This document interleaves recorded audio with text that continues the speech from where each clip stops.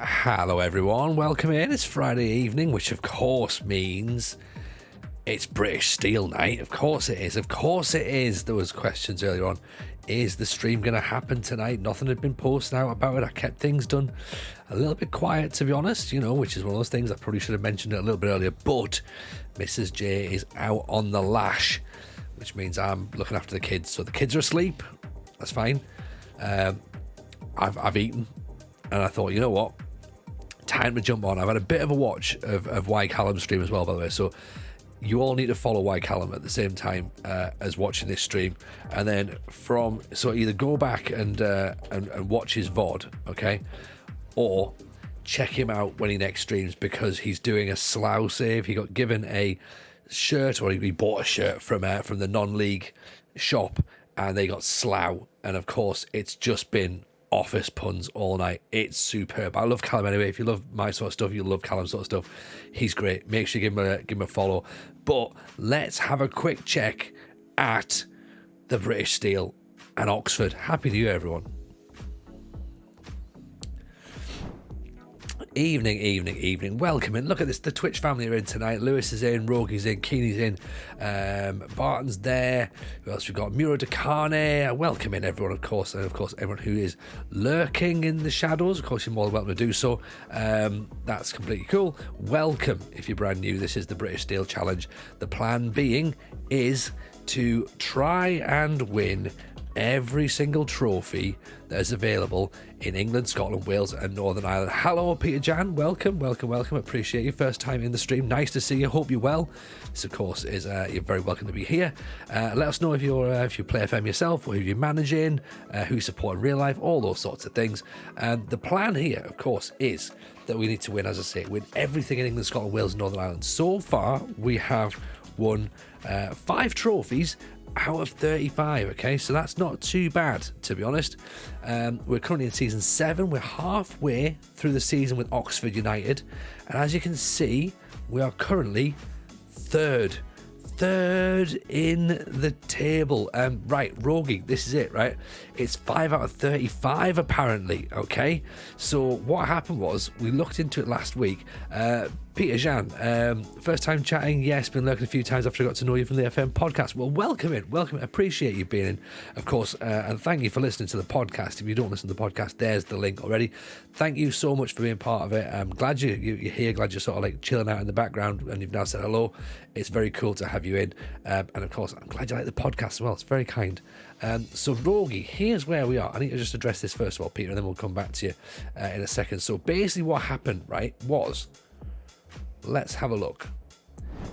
This is it, right? So, apparently, when we went back through the leagues on the game, right, and we had a look through the trophies, the League 2, the JD League Tier 2 Cup, and the League Cup in Wales were the same trophy. So, it's actually only 35 now, we think. I mean... To be fair, we thought it was 32 at one point, so now it's 35. Was 36. I mean, let's face it. Who knows? The goalposts have shrunk marginally. It's in the bag now. It's completely in the bag. We're on the home stretch now. 5 in 35. It's like 5 and 36. Fucking hell, this challenge is getting out of hand. But now, it's an absolute banker. We're only 2 points off the title here. We've got to overtake Hollywood FC. We're in. You know. What we're looking at here. So, I love the podcast this week. Best one yet. No idea why. Appreciate that. That's very good. I think it's probably... Was it a little bit about the fact that you got a bit of a shout out on there? Maybe. I don't know. Could well be. Of course, the shout out was with regards to the Sheffield Wednesday challenge, which I'll be honest, I need to get a bit of a move on to finish myself because I'm in a decent spot with Sheffield Wednesday. A decent spot. I'm not Barton level's a decent spot though. I'm about 5th, I think. 4th or 5th. I think it's 4th. No, I think it's 5th actually. And we look okay. But the January transfer window is just about... Am I past the January transfer window? I think I am. I think I'm past the January transfer window. I think I've literally got what I've got now. And that's where we are. So it's going to be interesting. It's going to be interesting seeing where we go with it. I'm relatively confident. Devil always, welcome in. Nice to see you first time in the stream. Hope you're well. I sort of think that we've had a couple of injuries, a little bit of drop of form with a couple of players, but I think we're all right. I think we should make the playoffs, hopefully. We won't win the title. I don't think we're going to win the title, but if we can get through the playoffs, I'll be more than happy. Evening 15, how are you? Welcome in. As you can see, though, we're 3rd in the league with Oxford at this point. Promotions via the playoffs, by the way, if you are brand new, do count in here as well, in terms of winning trophies. We are in, I guess we're in what is called the January transfer window, but of course we still don't have the January transfer window because we're non-league, so that it's a constant transfer window going on. But this is where we are in the save anyway. Are Oxford professional? I think they are actually. Yes, they are a professional club. So We are one of the few professional clubs in the National League. They got relegated from League Two on the last day of the season, so that's interesting for them to see. We went down on goal difference, and then we took over. So it's not to do with us, to be honest. So here's where we are. Playoffs, or the poll. Rogie's got a poll out now. We're making the playoffs. We're missing in a tragic twist, or we're missing by a country mile. They're the voting options. All of them seem believable, to be honest. That's the problem. As A15 put out last night, we played on Wednesday. 8 games, won 6, lost 1 in spectacular fashion. 6-1, the biggest defeat we've had on stream. We scored 16 goals and conceded 9, 6 of them in one match. That's ridiculous. But yeah, this is what we got. We beat Barnet, we beat Boreham Wood, we beat Northampton 5-1.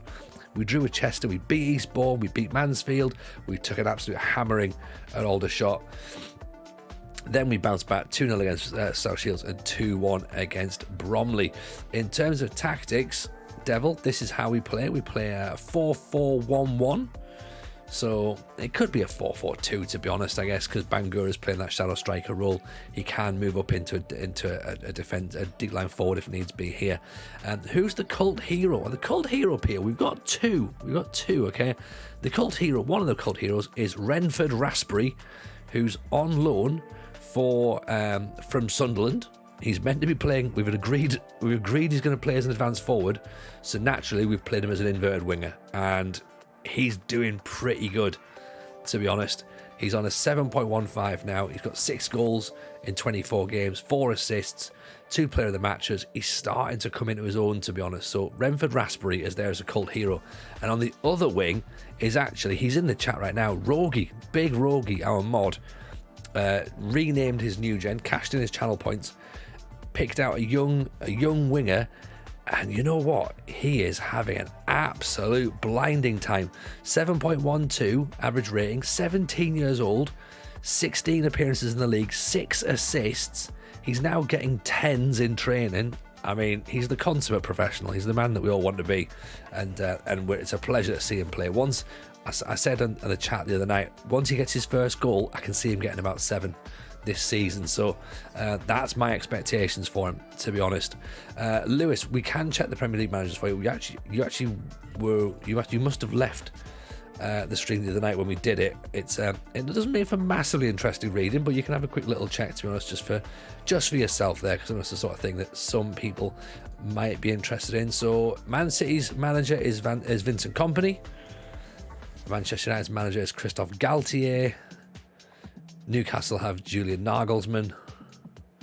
Nottingham Forest have Fernando Torres. That's an interesting one, to be honest. Don't think anybody saw that one coming. Sheffield United have Owen Coyle. Southampton have Sean Dyche. Grant McCann is the Stoke City manager. Tottenham are managed by Ange Postecoglou. West Ham are managed by Carlos Tevez. All fair and above board. Nothing dodgy about this whatsoever. Wolves are managed by Thomas Tuchel. Arsenal are managed by Patrick Vieira, which I quite like, to be honest. I think that works quite handy. Villa are managed by Matias Almeida. Brentford are managed by Alou Cisse. Brighton have Daniel Farke in charge. Chelsea are managed by Pep Guardiola. Crystal Palace are managed by the most Italian-sounding name of all, Vincenzo Italiano. Everton are managed by Thomas Frank. Leeds are managed by Vicente Moreno. Leicester City managed by Ian Cowley, who I don't know who Ian Cowley is. I think he's actually just a new manager. He was the head of youth development. He's been promoted. And Liverpool are managed still by Jurgen Klopp somehow. So there you go. That's the managers in the league. Breaks my heart to see Ange at Spurs and not still at Celtic. I know, well, we're in 2029 though, so managers do move around. I'm surprised Klopp hasn't walked yet, to be honest. Could see Neil Warnock kicking off to seeing the Tevez at West Ham again. I mean, we all deserve to kick off about that, to be honest. You know? Who's the caretaker manager? Who's the caretaker manager? Klopp's the caretaker manager? Or Tevez is the caretaker manager? Or maybe Sean Dyche is the caretaker manager. I'm not sure. Welcome in, Jamie, by the way. Nice to see you. Where's the dessert? Well, the dessert's a bit... Well, I've got a dessert, right? I can have one of those sponge puddings, right? But, as I said, I wasn't entirely sure if I was going to jump on stream. So what I'll do is I'll wait till Mrs. J comes back. She's due back about 10 o'clock.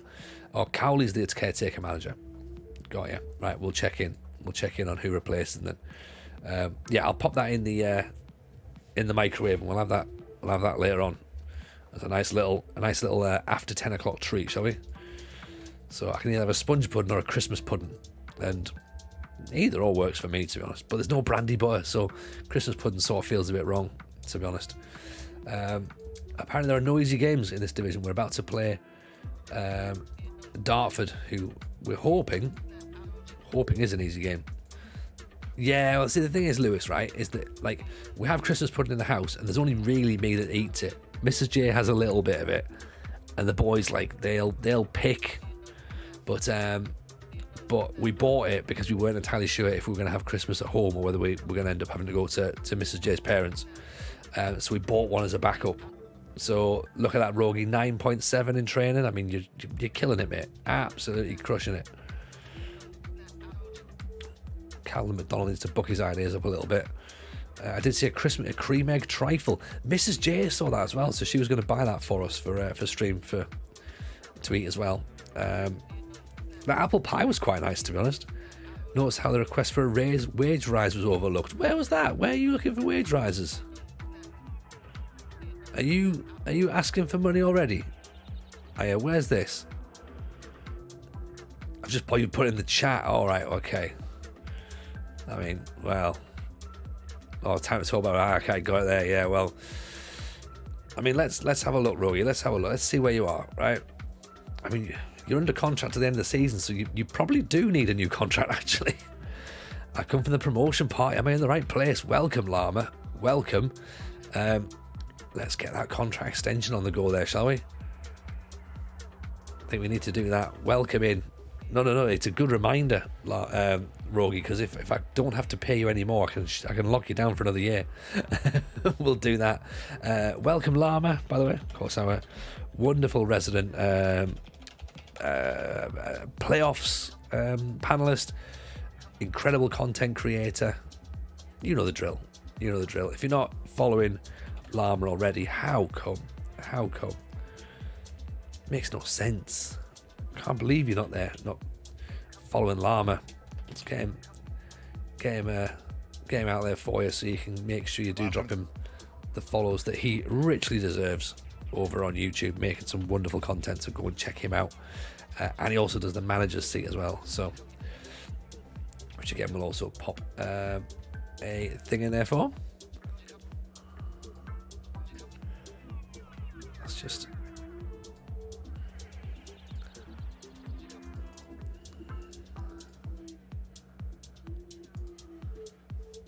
there's the manager's seat. There we go.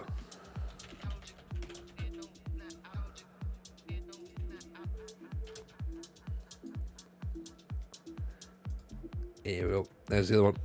Again, excellent content stuff that you definitely need to be getting your eyes on. So Frankie Maguire starting to tire a little bit. He scored 12 goals so far this season, and 10 of them have been penalties. So this is quite good from Maguire. Welcome, Fragile Hardass. Welcome in. You're new. What year are we in? We're in 2029. This is season 7 of the British Steel Challenge. The plan is to win every single trophy in England, Scotland, Wales, and Northern Ireland. So far, Fragile, just before we jump in, we'll show what we've got so far. This is what we've won. We've won stuff in Northern Ireland. We haven't won all of it in Northern Ireland, but we've won stuff in Northern Ireland. We've won the Danske Bank Premiership. We've won the 3rd Division. Well, we've got the playoffs in the 3rd Division. We got promoted via the playoffs. We have won the County Antrim Shield, and we've won the Macomb Coach Travel Intermediate Cup. Not many teams can say they've done that. And we've won the Euro Electrics Mid-Ulster Cup. So there's still 5 trophies still left in Northern Ireland. We're currently in the Vanarama National League in England. too kind with shouts, Tony. There's really no need. Shouts for YouTubers such a faff. No. I understand that, Llama, and I know that you're very kind. You don't come in for the shout out. I know there's some people will come into streams looking for shout outs, and they'll be like, oh yeah, I'm here now. Like, you can tell people about my content. You know me, I genuinely want to put your content out there because I really, really love it. Hence why at the start of the stream tonight, when we had our sort of like our holding screen on and I'm busy chatting away, I started the stream by going, I've just been watching Y Callum's stream. It's amazing. Sub to him now, like follow him now while we're actually on stream, because it's great. You've got to watch the VOD and you've got to go back and watch him next time he's live. So that's just for me. That's just me, Llama. Like, you know, we had old man Phil's video pinned up here the other day in the chat. So yeah, we quite like people to think people that we like. I think that other people will like as well, and I like the fact that our community are good like that, and they'll just jump straight on it. If we say it's good, they'll agree. Somehow no one voted against Tony missing the playoffs. What have we become? I mean, Llama, did you not get a chance to to vote on that playoffs stream? Are we going to be doing a Sheffield Wednesday stream? I mean, hey, hopefully A15, we might have to. If I can't get it finished tomorrow, then yes, probably. Might be Sunday. Well, we'll see. Maybe Saturday night. Let's see if Love Island's on. That'll be a deciding factor. If Mrs. J has got Love Island to watch, then absolutely we'll stream tomorrow night and Sunday as well. But it felt nice having a night off last night. Starting to get a bit tired. I'm going, you know what? It's been a long week. Still coming off the back of like Super League week as well, and then of course the other one as well, the playoffs the week before. It's just like, oh, you know, long weekend of TJFM content. Possibly Rogie. We'll have to see. About to follow then at the end of tonight of you watching Love Island. I mean, that could be the thing, couldn't it? Like, maybe we'll just sort of go like, right, here's the stream. It's going to be a Love Island thing. Like, we're going to do that instead. TJFM tier list of Love Islanders. Right. It's the prick who's a model. They're elite, right? The prick who's a model, they're second tier. The prick who's a model, middle tier. Then the prick who's a model is the worst one. Free kick. Surely. Penalty? How have we got a penalty for that? I thought that was outside the box. We've got ourselves a bit of luck here. Maguire doesn't miss those, though. Maguire doesn't miss those. Obligatory footballer. yeah. What about Farmer? I don't know. I've got no idea. I don't watch it, so I'm not entirely sure if these are actually true or not. is there a Farmer on Love Island? I don't know. I bet is someone an orthodontist? I doubt it. That's 10 penalties for Maguire. Yeah. If Love Island was full of contestants that were snacks rather than humans, which snack would be the biggest prick? Oh, right. So what's the biggest? So what's the worst snack essentially, Llama? Is that what you're asking there? Oh, the worst snack. Right. The most arrogant snack. I mean, look. It's okay. Here it is. I'm going for it. I don't necessarily agree because I quite like it, but I think the most arrogant snack is a homemade Scotch egg in a gastro pub. That is what I think is an arrogant snack.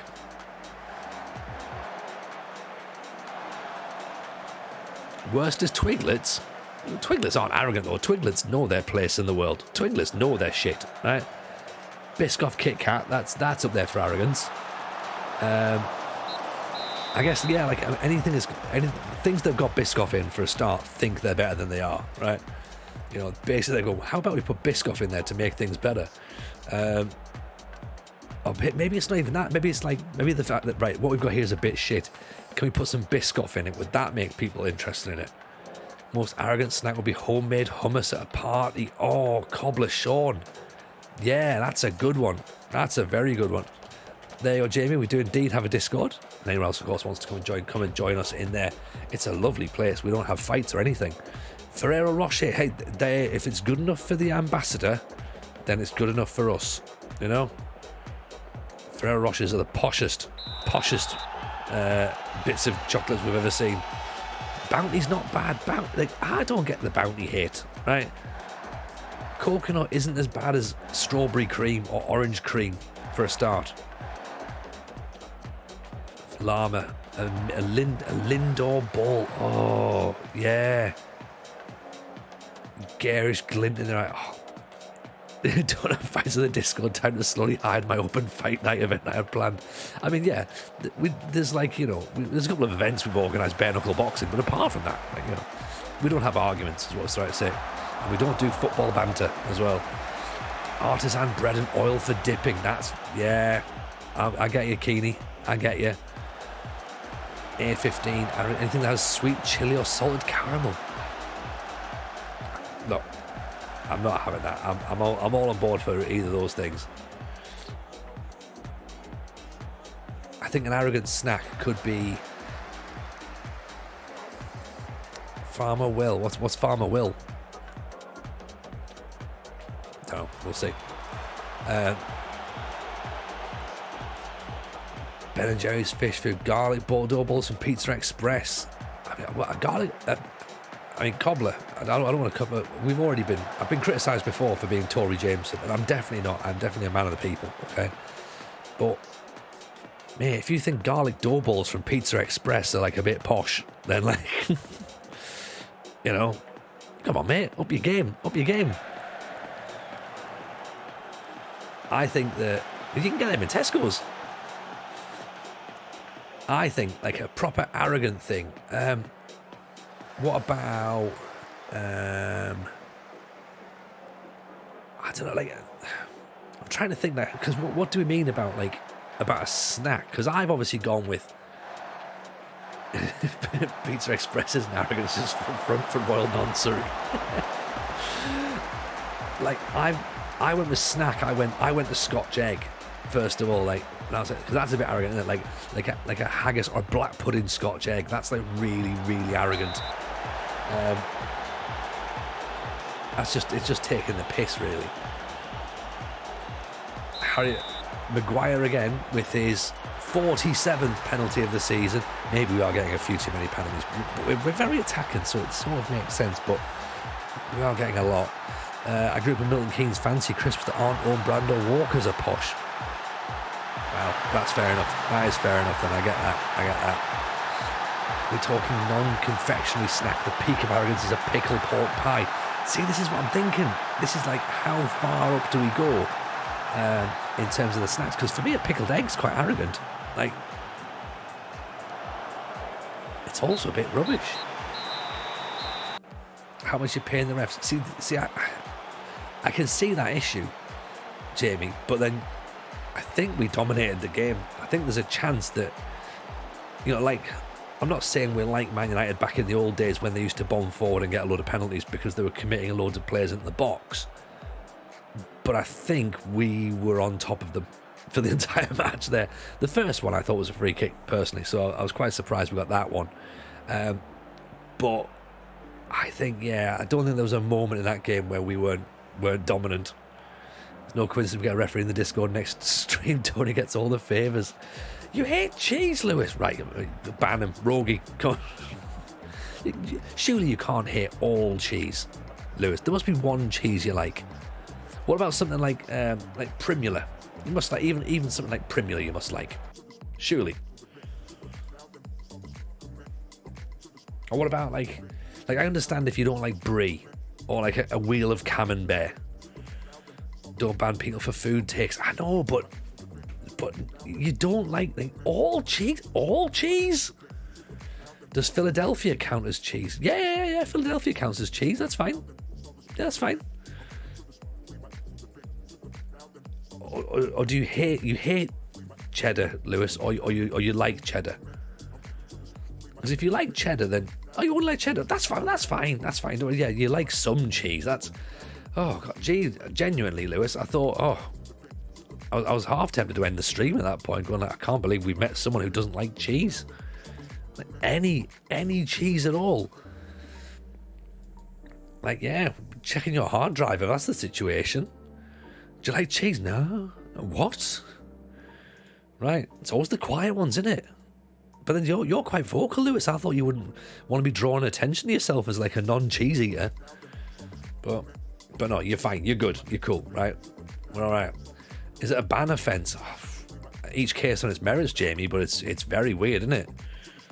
Who knows what other views and beliefs you'd have if you didn't eat cheese. Just saying. Primula is 100% an 80s and 90s staple. Yeah, absolutely. Absolutely. Bit of Primula on toast. Totally fine. Totally fine. I can see a burger that has halloumi on rather than regular cheese appearing on Love Island. What, as a contestant? Llama? Possibly. Halloumi's quite arrogant, isn't it? Halloumi got a bit above its own station. Pulled pork got above its station for a bit, you know? It was just everywhere. And then fucking massive onion rings as well. For no reason. Like, if your onion rings don't go in the burger, just put them on the side. Like, just don't put onion rings on top of the burger and go, oh yeah, it comes with onion rings. Right? Fine. Like, don't get me wrong, Keeney, you're right, halloumi's class and it's lovely, but it just appeared from nowhere, and all of a sudden we were just like, oh, there's halloumi fries, there's halloumi this, halloumi that, grilled halloumi, lovely, halloumi burgers, very nice, but, I mean, yeah, it's just turned up. See, they're still upset about Renford Raspberry, but, you know, I'm just going to ignore Richard Dunn. He knows nothing. You can be a fussy eater, Lewis, don't worry. You can be a fussy eater. Absolutely fine. Any burger that needs a knife and a fork to get in the bin. Right, I have to say this, Rogie, okay? I'm quite a messy eater. Well, I'm not a messy eater. Right, I think I'm I don't even know how to phrase this. I have this weird thing with my hands, right? Where like if I'm eating stuff and I get sauces or whatever, or juices or anything like that, I've got to constantly wipe my hands. So for me, I'll always cut a burger in half, and I know it's wrong, but I have to cut a burger in half, and then I'll slowly bite through. But then it's fucking everywhere, isn't it? So like, I'm not gonna cut a burger up with a knife and fork. That's stupid.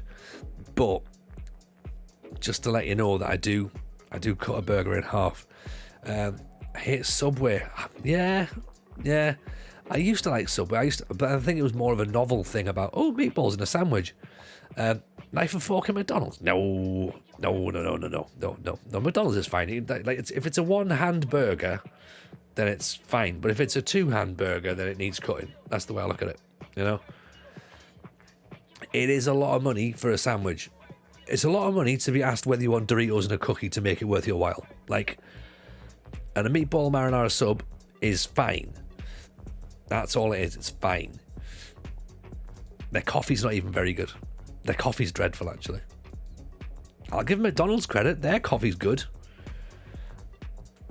And I know the reason why as well. Because apparently, and I'm sure a lot of you know the answer to this as well, but apparently because obviously loads of McDonald's are now obviously in service stations. So what they were working out was that the fella who, and I say a fella, it may have been a woman, sorry, right, whoever it was that promoted the idea of getting good coffee beans into McDonald's, saw the profits for that rise higher than any other burger they've ever made, right? So the more money they've actually made more money out of coffee recently than they've ever made out of a burger in terms of like the impact it's had on sales.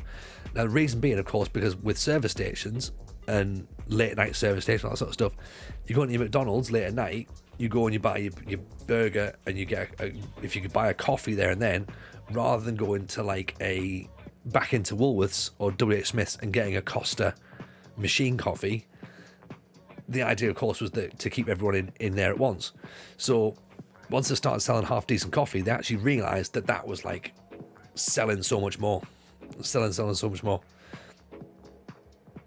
Yeah, that's all it comes down to, because the coffee used to be crap. That's the thing. Starbucks should start selling Big Macs. They should. But then all they have to do would be sell one Big Mac, and then they instantly they'd have more Big Macs than they've ever sold.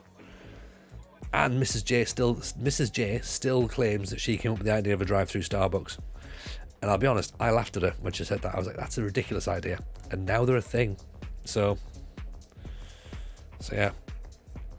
McDonald's hot chocolate is class. I've never tried it. I must admit. I've really got... Raspberry's gone. Boo. Not happy. He's transfer listed though. How much is he transfer listed for? 350 grand. How much money have we got? 129.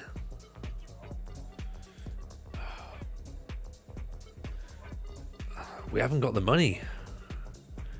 He's out of contract at the end of the season.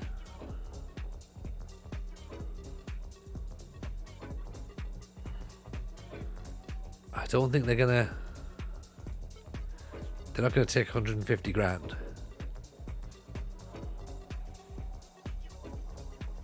McDonald's coffee is great. Shame the rest of the room is shit. Yeah, exactly. But that's the thing. Yeah. Like they know that the food's shit, but they obviously decided to make the coffee better, which makes complete sense. Right. So we've now got an issue where Raspberry's gone home, but we obviously look to bring him in at the end of the season. We're now playing Dagenham and Redbridge in the FA Trophy 4th round. Thoughts on McNuggets? Right, here's my thought on McDonald's food, right? McDonald's food is fine to eat while you're driving or doing something else. So you're not engaging with it. If you sit and physically think about it while you're eating it, it's underwhelming, and it's just like, ugh. I mean, you get what you pay for at the end of the day. Like, you know what I mean? Eating a Riverside, how are you, pal? You know, you get what you pay for. You're not going into McDonald's and like sort of being like, oh, okay, here's, you know, this is going to be lovely. You're going to go in and go, this is a McDonald's. This is exactly what it's going to be. Like, you know, but if you don't engage with it, it's fine. It's fuel, it's sustenance, right? But if you're trying to sort of like be part of it, then just don't. Even Jimmy the bus driver, how are you, buddy? Welcome in. How was your stream? Welcome to the British Steel Challenge. Welcome to Oxford United. Big question came in earlier on. Devil, always at the beginning of the Oxford career, did you sell players just for cash influx?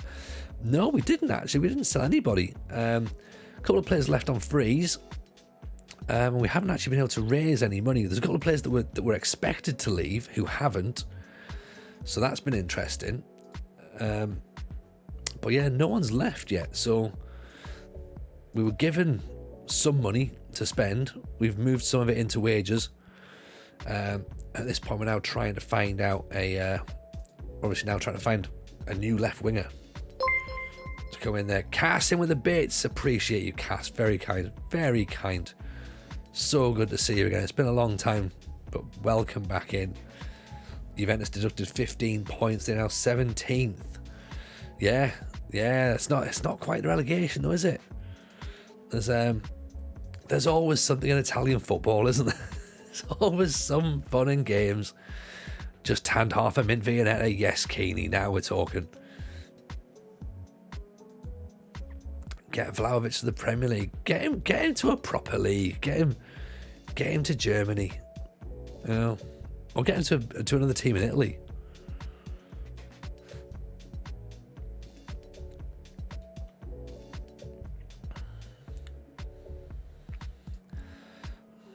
It's depressing that two players that are recommended are both from Wrexham.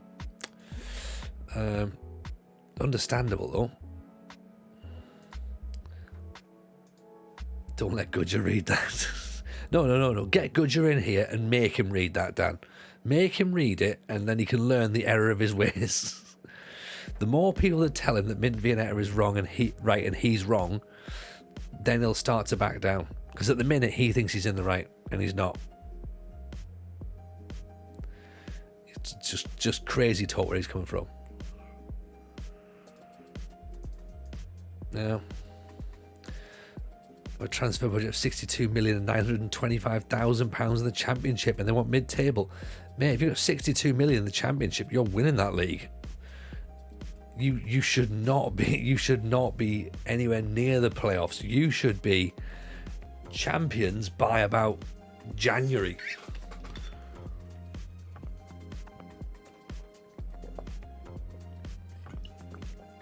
I appreciate that, Dan. Chest getting much better, thank you, Lewis. Much better indeed. I've had my final day of antibiotics, so hopefully that should be it now.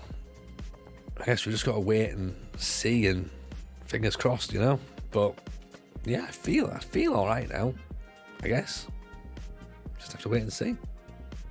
But I appreciate the concern.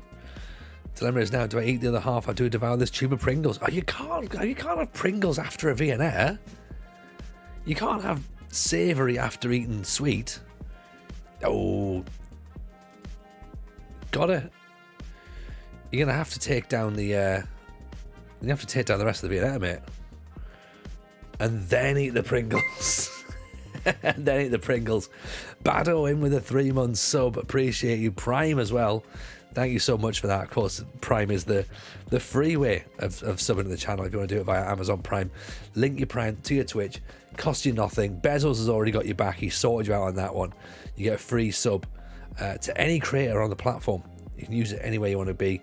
And of course, we'll be more than happy to oblige. And of course, everything we make on the stream goes straight back into making the stream better. So, appreciate you, Bado. That's very kind indeed. Obviously, if you can't afford to do that, don't worry at all. But just feel free to drop a follow. Question, Tony: why do you have sound alerts set up? Are there no sound alerts? What do you mean? In the channel points, or do you hear a little sort of like ping whenever there's a raid coming through, or do you hear a ping when there's someone subbing? Do you hear that in the top left?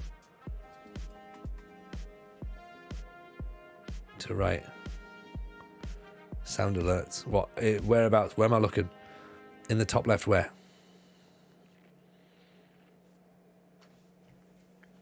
Like on this screen, or on the stream. You hear sound alerts. Top right of chat. Okay. Let me have a look. I'm on a different layout to you where you are. Okay. I think Rogy's going to send me over so I can have a look here.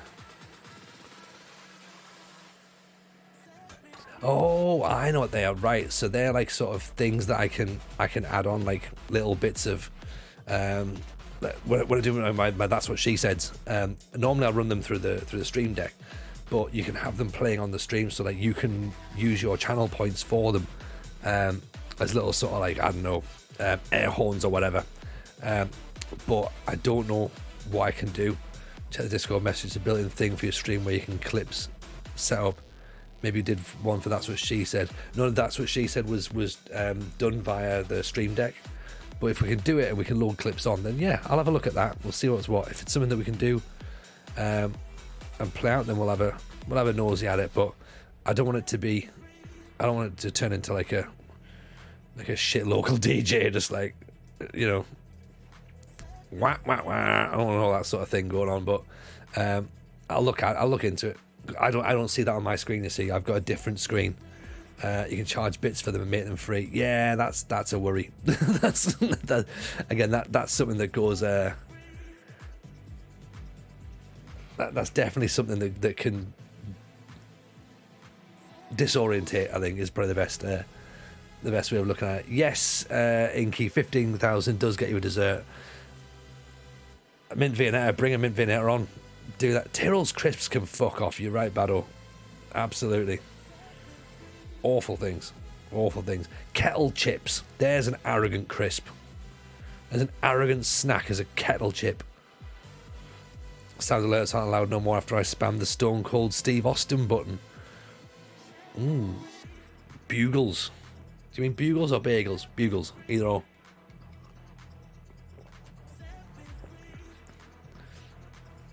Welcome in, Desert Citizen. Salt and pepper kettle chips are banging. They are, but they're arrogant. They're just... All they are is they're just... they're clearly just slightly burnt crisps. Steam powers off to QPR. That's an American snack. That's why I won't have heard of it then. Give me salt and shake any day. Yes. Beautiful reference, Inky. Beautiful. Mini cheddar. For a man who doesn't like cheese, Lewis, you're going straight in for mini cheddars. I'm happy with that. Oh, we can't afford you. We can't afford to pay money for players.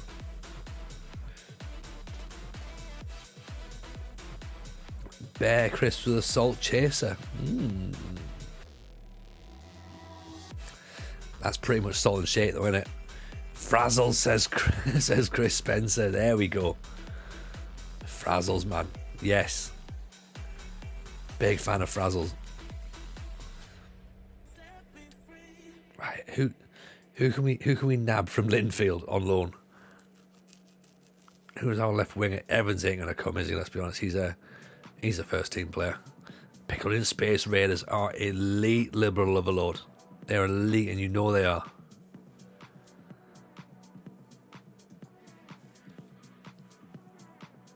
Yeah, mini cheddars are class. I'll give you that. Now you're getting hungry. Just now, I was born hungry. Bacon fries are better than Frazzles. I mean, look, we've said we're not going to start an argument here. All right. Spring onion crisps. They feel like a blast from the past, Rogie. But I used to like them. Monster Munch pickled onion. Oh, yes. Now we're talking. Still comatose from that pizza. Mate, that pizza looked incredible. Genuinely incredible. Looked very, very exciting. The Tudor pring onion, Tudor crisps, that's what it was.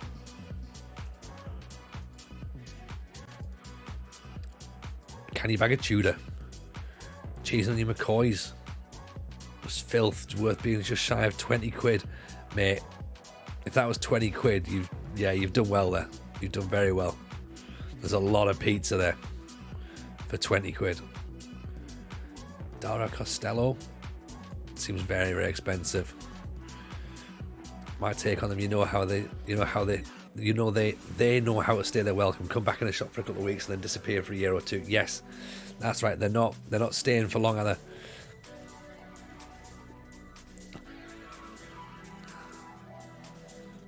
Can't get Ruben in yet. Still trying for him. Rogie, still not getting him. Tyler Goodrum, Sean Moore. Ricky Jade ain't gonna happen. We have to move on from Ricky Jade. Cretero, do you reckon he'll come? 275 quid, right. He'll be cup tied for the FA Trophy.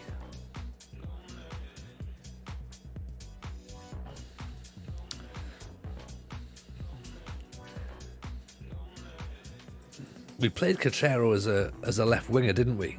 When we were at Portadown, and he seemed to play all right. Do we risk it again? I'm a Swede. I used to live in South England back in the 80s. I remember spring onion crisps and spicy sausage and Monster Munch. Yeah. Ben Tollett as a transfer target.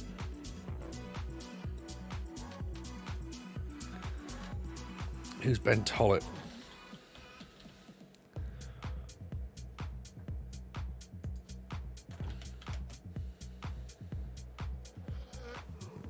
Yeah, not happening.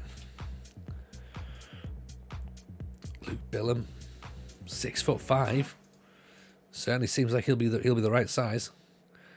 Don't care what you think of it. Vinegar on crisps is just plain wrong. Right now, what do you mean by vinegar? Like actual vinegar, or because like salt and vinegar is fine, even balsamic vinegar crisps are fine, but yeah, if you're pouring vinegar on a crisp, I agree, that's like serial killer shit, like, you know what I mean?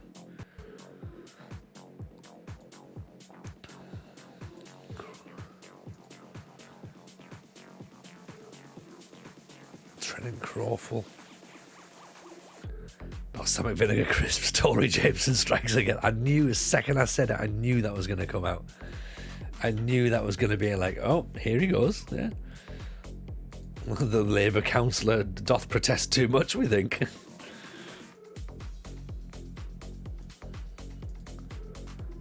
not letting him go.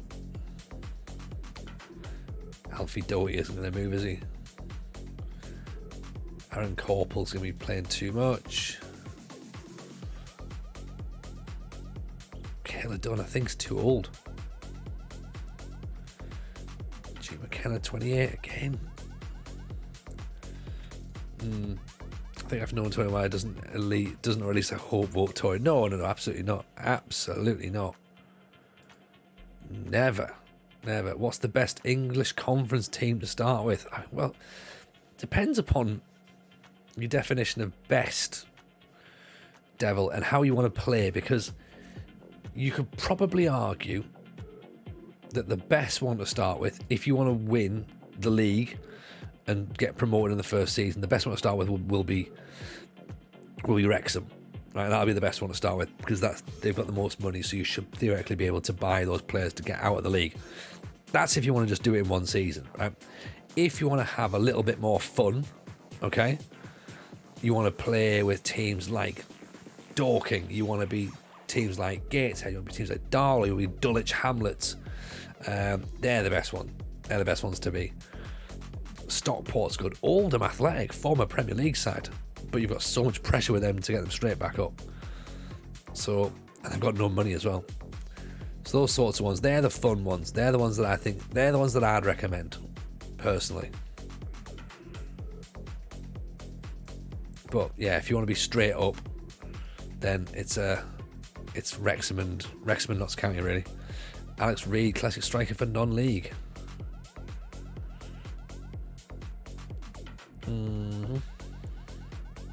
That's the other question, isn't it? Do we try and retrain someone? I think Alex Reid might be. And let's start with the transfer embargo as well. 33, too old for us, unfortunately. There was a Haitian there. There was, and you know who he is, don't you, Cass? You know exactly who he is. Oh, look at that. Look at that. Oh. we want to sign him, but he just can't get it done at the minute.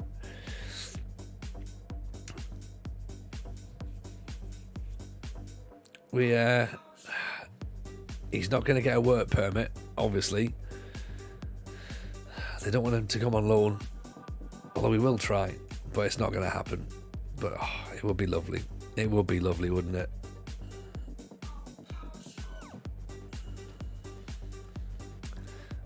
Damn those work permits to hell. Damn them. We actually looked at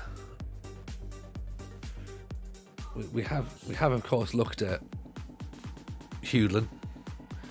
Liam Jessop's a Gibraltar, but again, money's tight. We could move transfer funds around to get a little bit more on the wage budget if needs be, which I think we might have to do to try and bring a player in, because we're not going to spend money on a transfer really, unless it's a really good transfer. Let's see who's actually available as a left winger without any.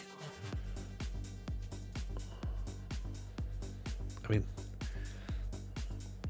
see, because he's available. 48 grand. Do you not only follow the only players from the UK and Ireland rule? Sort of by default, yes, because of the fact that the players that we've tried to sign, just the clubs we're at, don't attract anybody from outside of there anyway. So like, we've not signed a player from outside the UK. while you're in the bottom leagues, it's too difficult to do. Like, you can't bring a whole bunch of, not that we would want to, but bring a whole bunch of foreign players in. It's not really a thing you can do. So for us, yeah, it's not a massive concern right now. Clip incoming. Why am I just about to go and sign a bunch of foreign players?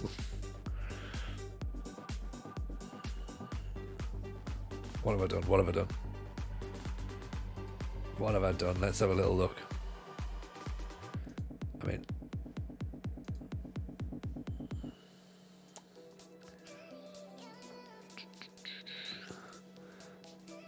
let me see. I'm a big fan. Feel free to clip whatever you want, of course, on the channel. It's definitely what you need to do.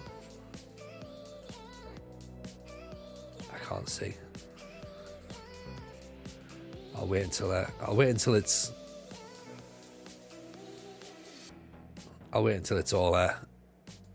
all finished. I'll have a watch of it. I'm sure whatever it is perfect. I've been enjoying letting the director of football do all the transfers. I mean, the director of football, quote unquote, the director of football that we had at Banbridge found DJ Pedro. So maybe it's not the worst suggestion. Nobody. Great. Nobody. It's not quite the same here. Chelsea have signed Madueke. Yeah. FFP and Chelsea is a joke, says Inky. Says Inky. I'm just going to leave that there. Alex Reid might be. And let's start with the transfer embargo as well. 33, too old for us, unfortunately. Alex Reid might be. And let's start with the transfer embargo as well. 33, too old for us, unfortunately. Alex Reid might be. Oh, yeah, you're right, yeah. Who'd have thought? There's me not signing 33-year-olds. You're right, Rogue. I'm growing. That's right, Inky. You haven't spent fortunes at all, have you? That £200 million is pocket money to everybody. I'm not playing. I'm not doing it. I'm not doing it.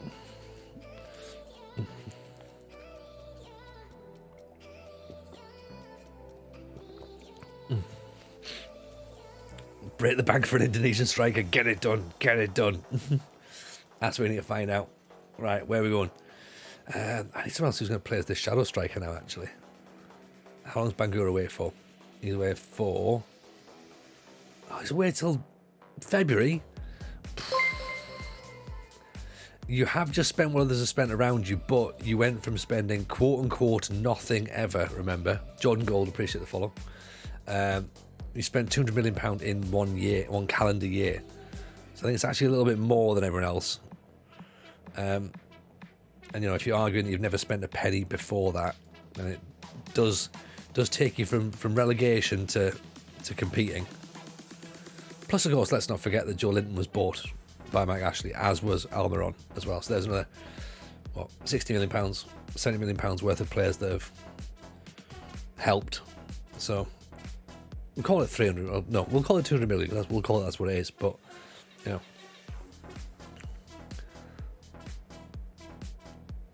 Oh, rare would be your Love Island. I don't even know what that means, Fragile Ass, but Oreo.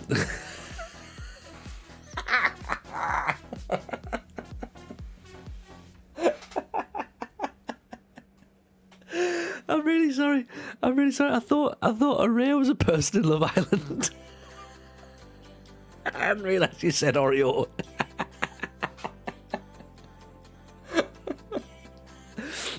Oh God. Amazing. I get what you mean. We all know FFP means nothing to anyone. It's a disgrace. It was put in place to help lower league teams and get situations like Scunthorpe. I mean, again, Inky, I just can't talk about it. I just can't talk about it because if we're going to talk about legalities and finances, it's just it don't make it, I can't. I just can't. Iconic Cloth, appreciate the follow. Welcome in. There's never been a thing as FFP. There's never been a thing like that. Like, you look at what happens abroad. There's punishments.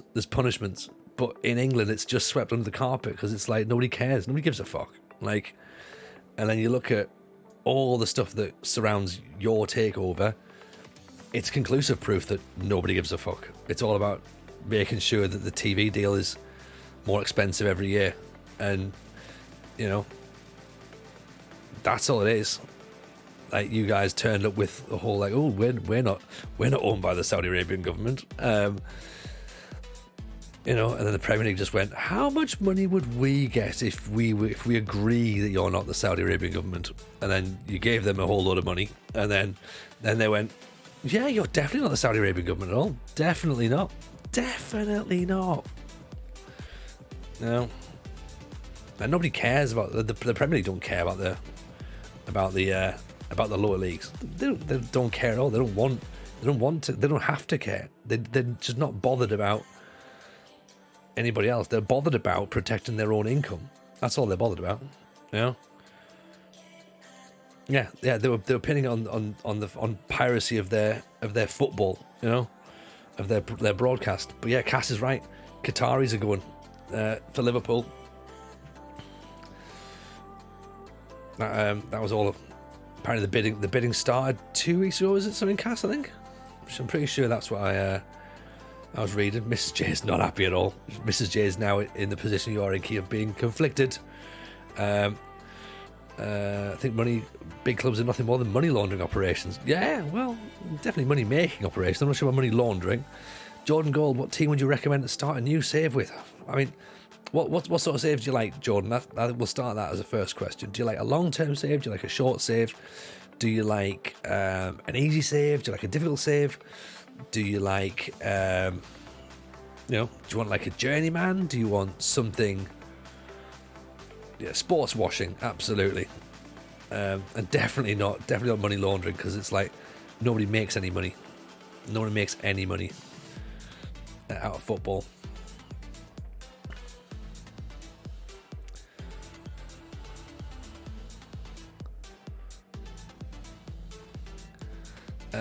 The Sheffield Wednesday is a one that we're using in the Athletic. If you're interested in that one, that's quite a decent one. Yeah, you try and obviously win the league with them. They're not too bad. Well, they're not too bad. They're quite difficult, to be honest. But haven't really played since December, so I want to do a long-term save. Yeah, Sheffield Wednesday. Sheffield Wednesday is the one, I think. We're doing that as part of the Athletic, the community challenge. We've got some structures to it.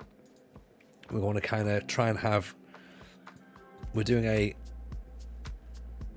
you can do a Yorkshire born and bred, which means that you only buy players from Yorkshire. That's quite fun. Do the challenge if Middlesbrough is not in Yorkshire. Exactly, Inky. Middlesbrough is not in Yorkshire. It's on the cusp. It's not in the northeast either. It technically is in the northeast, you know.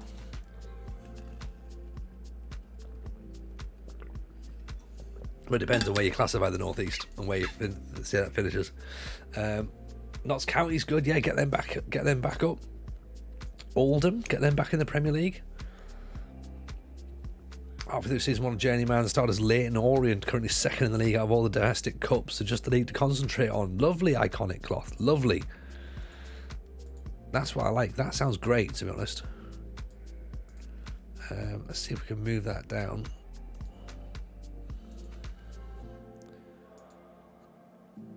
I think we might.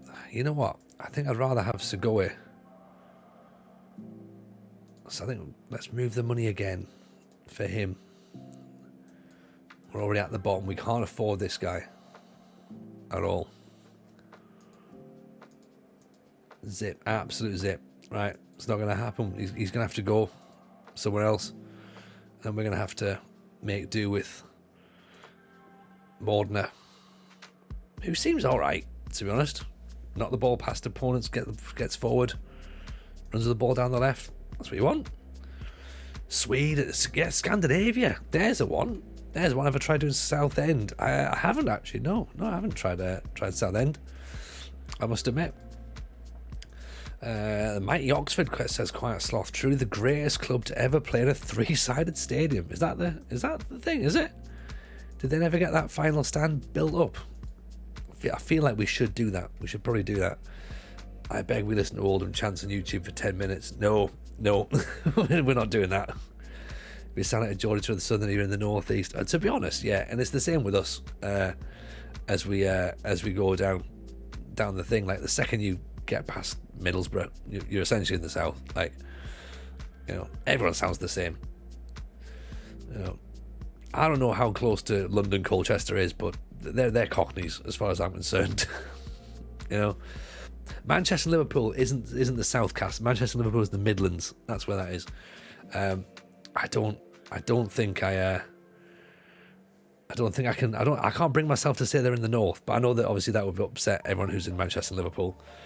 Liverpool I'm not that fussed about upsetting, but yeah, I don't, for me, and this like it says A1 Durham the South, okay, and then when you go home it says A1 Durham nothing. Also, if it takes 2.5 hours to drive south from Newcastle to get to Manchester, that's not the north, really. Can't be. Our local news is northwest tonight. Yeah, exactly. Yeah. It's northwest tonight, but it doesn't mean it is the northwest, does it? You know, we argue about York. York's an hour away.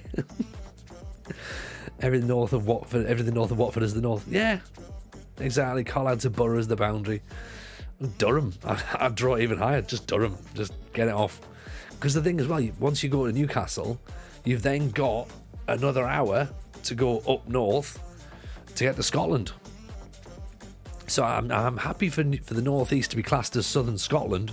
Lower the border, and then you can have Liverpool, Manchester, Preston, Oldham, Carlisle, York, Middlesbrough, Sheffield. That can all be the north. That's fine. Then your Midlands stays as it is.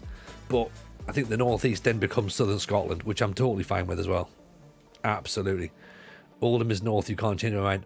It's north of Wales, Lewis. I'll give you that.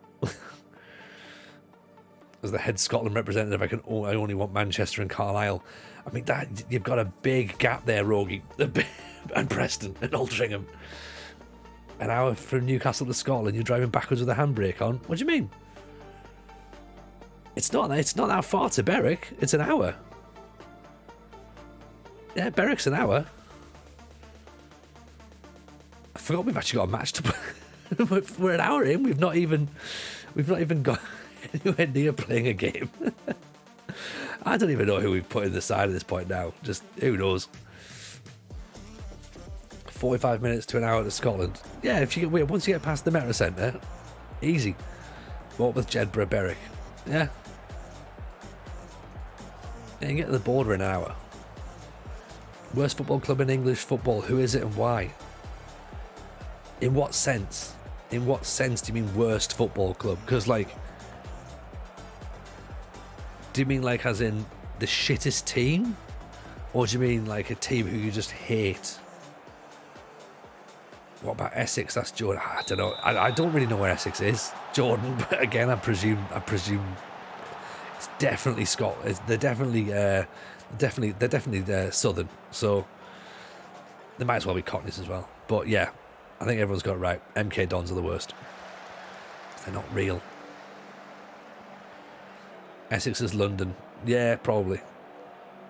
Millwall are bad. Millwall are very bad, but at least Millwall have always been there and been bad. MK Dons just arrived and been like, oh hi, we've got a football club now. Like, you haven't got a football club. That's not a thing. You can't just suddenly have a football club in the league. You know, you're not the St. Louis Rams. Weren't you called the Baltimore Browns last year? We're back in Cleveland now. Everything's fine. How much did MK Dons Stadium cost? I don't know.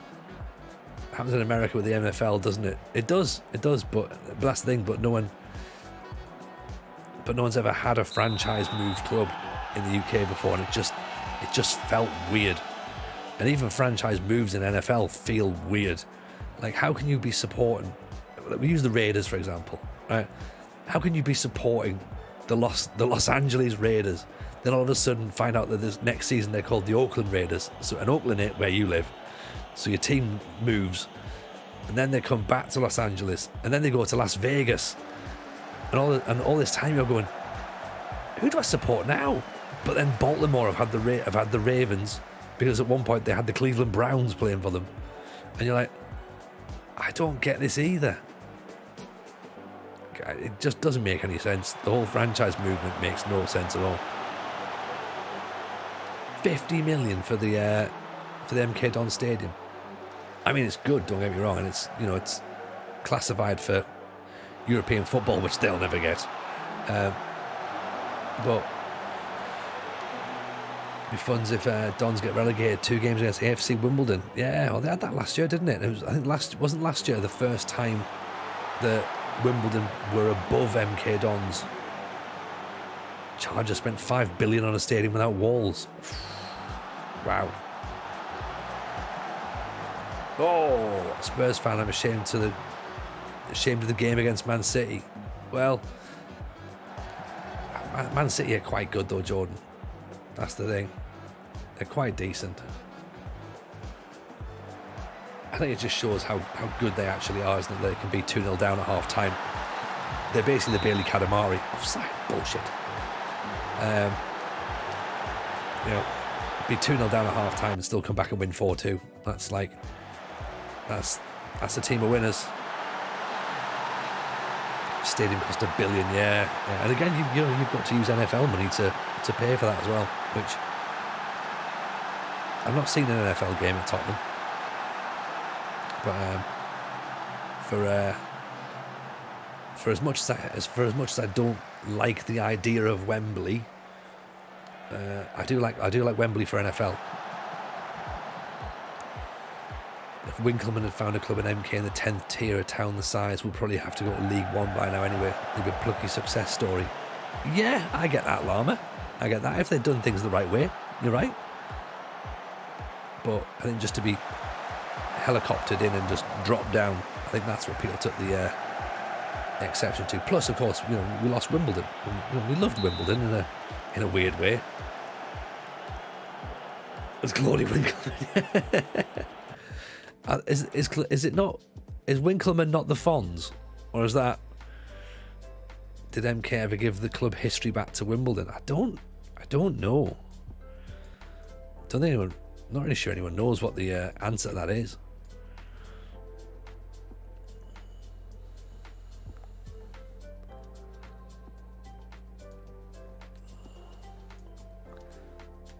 Henry Winkler was the Fonz. Yeah, that's the guy. Yeah.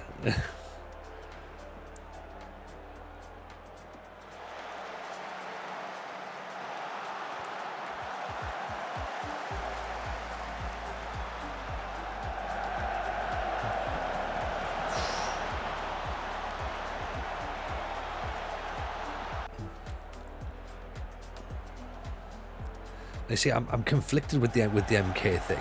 Like, I'm not, but just like I am a fan of Marshall amps. That's the only problem. You know what I mean? I don't know what to do now. Right? I know exactly what to do. Don't support MK Dons. That's what it is.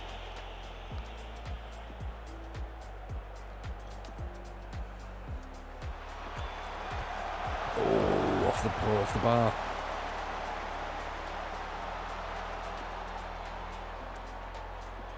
To go out tonight, tell your mates you lost your house keys. Nice work, Inky.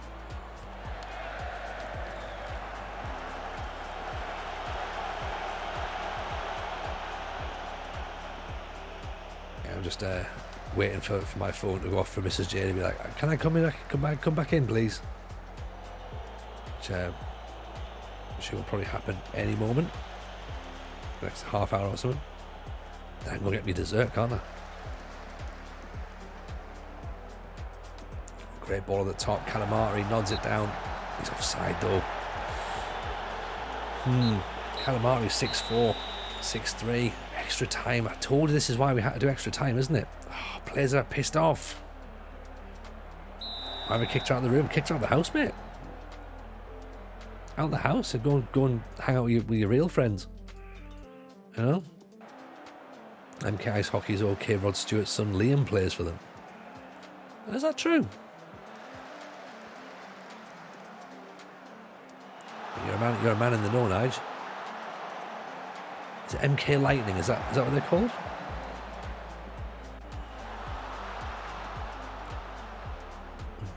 Oh no, it was already pre-arranged, Inky. Like, it wasn't a case of me just going like, right, yeah, you know, I'm gonna stream, so you have to leave. It's not like that.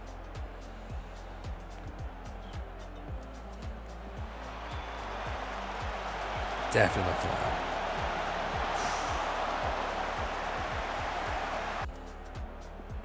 Right, Rogi's free kick. Oh, Rogi, get that one clipped, get it on a t-shirt, do whatever you need to do. What a way to open your account, and what a time as well. Gives it the big D's as well. Half time and extra time. Rogi, what a goal. What a goal that one was. SI haven't fixed the FA trophy yet in terms of the extra time thing, Riverside, is it? Or how long are we on for? Normally until about midnight, Johnny. So we do like about 3 hours, 4 hours or whatever. But yeah, probably about midnight, 12:30 maybe at the latest tonight. So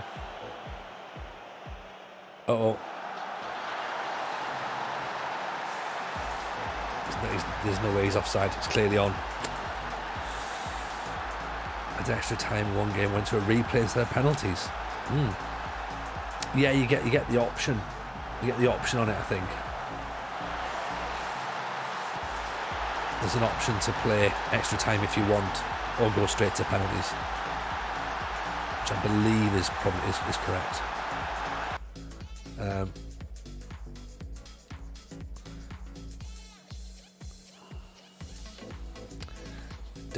We don't have any penalty takers on the bench. It's not gonna make a difference. So my thinking was because we needed to win this trophy. I was like, let's do extra time, because that might give us the best chance of getting a victory.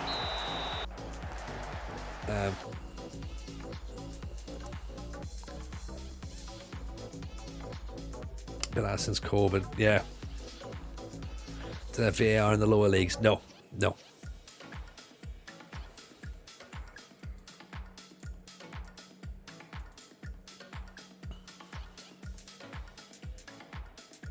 Well, there you go. Yeah. Interesting then. Forest Green want to buy Force and Appiah, but the thing is, like, we want 500 grand for him, and they're only offering 150. We need. How do we? I don't know.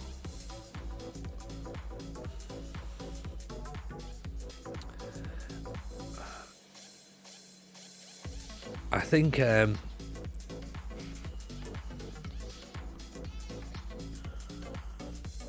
going to be stuck. I think we're going to end up having to lose Forsen for much less. Actually, I'm going to reject this. That's too low. He can be unhappy as well.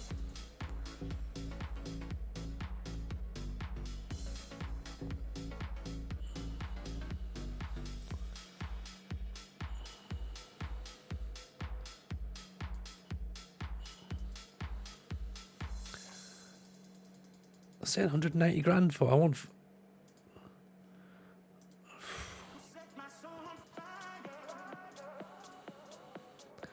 We need to get some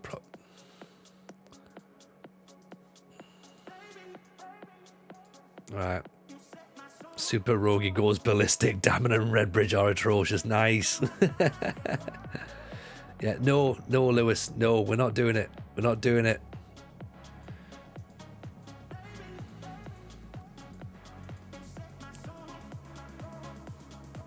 No, we're not suggesting anything like that.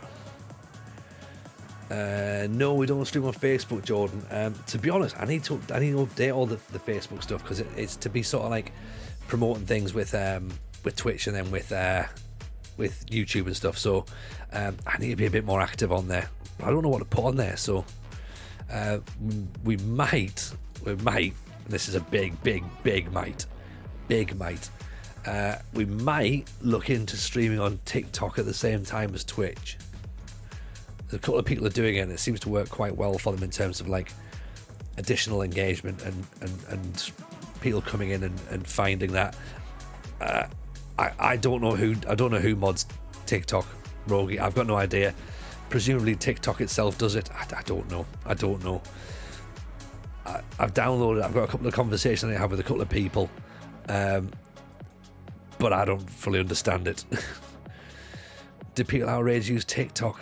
Well, I'm just going to say there's someone in the stream who has said that I should be using it, and it seems as though it's becoming quite popular now for outrage, and it's not just from what I'm being led to believe. It's not just knobheads dancing. That's a thing, but apparently there's not just that anymore. I thought it was as well, but then it's the same with everything, isn't it? Facebook was for kids. Eventually the adults took it over. Instagram was for kids. Eventually the adults took it over.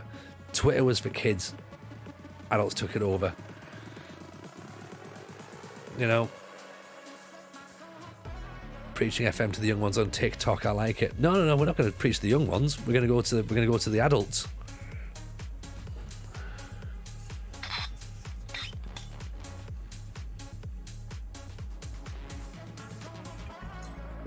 Liberal Loverlord, you are nothing but a child. 27, I'm 42. See, I thought it was dancing kids, but look, I mean, YouTube when it first started was just cat videos. Do you know what I mean? It was just cat videos and people falling over. And now look at it. Things have to take a bit of time for it to work out, but by all accounts, it's definitely a growing market. So, as a creator, I have to consider it. I won't be dancing. Tell me what I won't be dancing. I've only seen a tiny bit of what TikTok is, and I don't really think I like it, but I can see the reason behind it, and if we can use it to benefit ourselves, then beg you dance for gifts. No.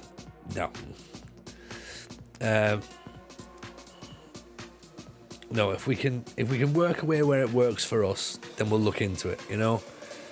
If it's a case of we just post clips up on there, we'll post clips on there. Again, it's something that we're looking at for the podcast as well. So, you know, if it's a way of increasing engagement and increasing a reach for the podcast, then I guess we have to consider it, you know?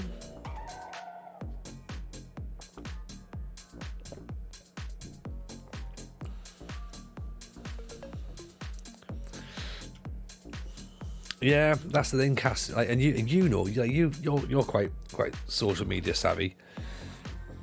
You'll know how it works, but I haven't quite worked out Instagram yet. TG on tickers is inevitable. Give the people what they want. So the person who was convincing me to go and look at TikTok is Llama, and Llama's my age as well, and Llama gets it. One for the morally good adventure. Mexican club Pumas have terminated the contract of Dani Alves. We will not tolerate actions that go against the values of this institution. Alves is being held without bail in Barcelona following a judge's decision after his arrest. What's he done? Oh, right, okay. Oh, he's done bad things. Right, yeah. Pumas. Let's go with Pumas. We like them. They're good people. Dani Alves is not. Never seen a TikTok clip less than 20 seconds or so, short streams. No, because you can go live, Nigel. That's the thing, you can go live. And from what I understand, Twitch doesn't allow you to stream on Twitch and YouTube simultaneously, but you can stream live on Twitch and TikTok or Twitch and another platform. If you found one, you could do that. So there is a way of doing it. Zims Muller is currently doing it at the minute. Even Thomas, how are you, buddy? Welcome in. Zims Muller's doing it at the minute, and he seems to be like he's kind of that like he's got a TikTok vibe anyway about him. Like he's really good at it, but it seems to work for him. And like we've been having chats with him, and like he's doing good off it. You know what I mean? Like he's got his laptop here and he's got his phone streaming at the same time. So, and it works for him. You know, he's doing great. Craig Charles is in. Charles is in, Rogie. So it's just extra things for us to look at and think about. So, you know, we'll see. Where's that other right midfielder we signed, by the way? We signed a right midfielder, and then he was sort of in battling against Rogie for the shirt, and there he is, Mehmet. Tick, Twitch, and Tourette's all together. I could do all them. I'm pretty good at swearing, so that could work.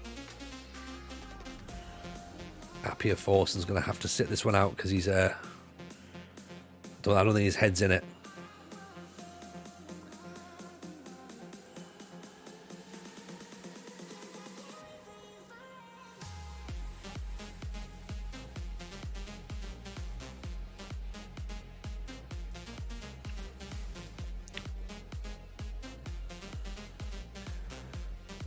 Right, here we go. Let's see if we can get through, shall we? Because obviously the FA Trophy is not a trophy we've won yet.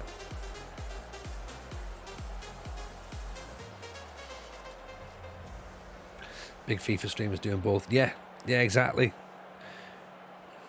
I can't imagine that the Call of Duty people are doing it, but you're right, it just makes sense, doesn't it? If that's where the people are, you need to go where the people are at the minute, and short form content is where people are at.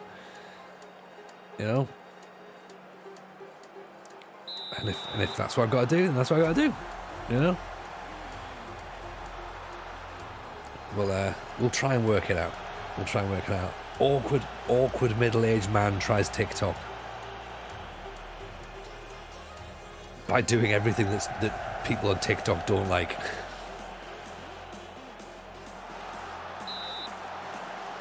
It'll be fine. Don't worry. I started watching this guy stream Mario Kart. See, there you go. It must be a thing. I'll work out how we do it. TikTok is perfect for 60-second snips of the highlights. So it's just the bits RDF's in.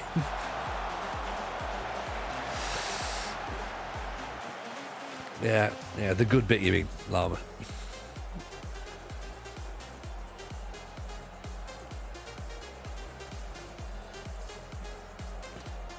For 60-second clips of TikTok, it can be me giving tactical advice. Don't know. Ask RDF, he knows.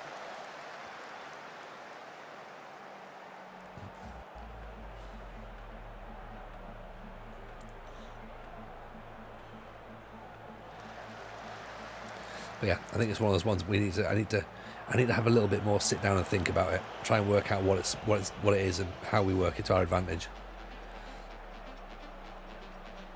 There's only one Tony James, so it doesn't matter really where you stream. Yeah. Each episode of the pod must create easily 5 60-second segments of the gold the kids would love. I think so, Llama. That's the thing. I think so. I've got to be a bit more...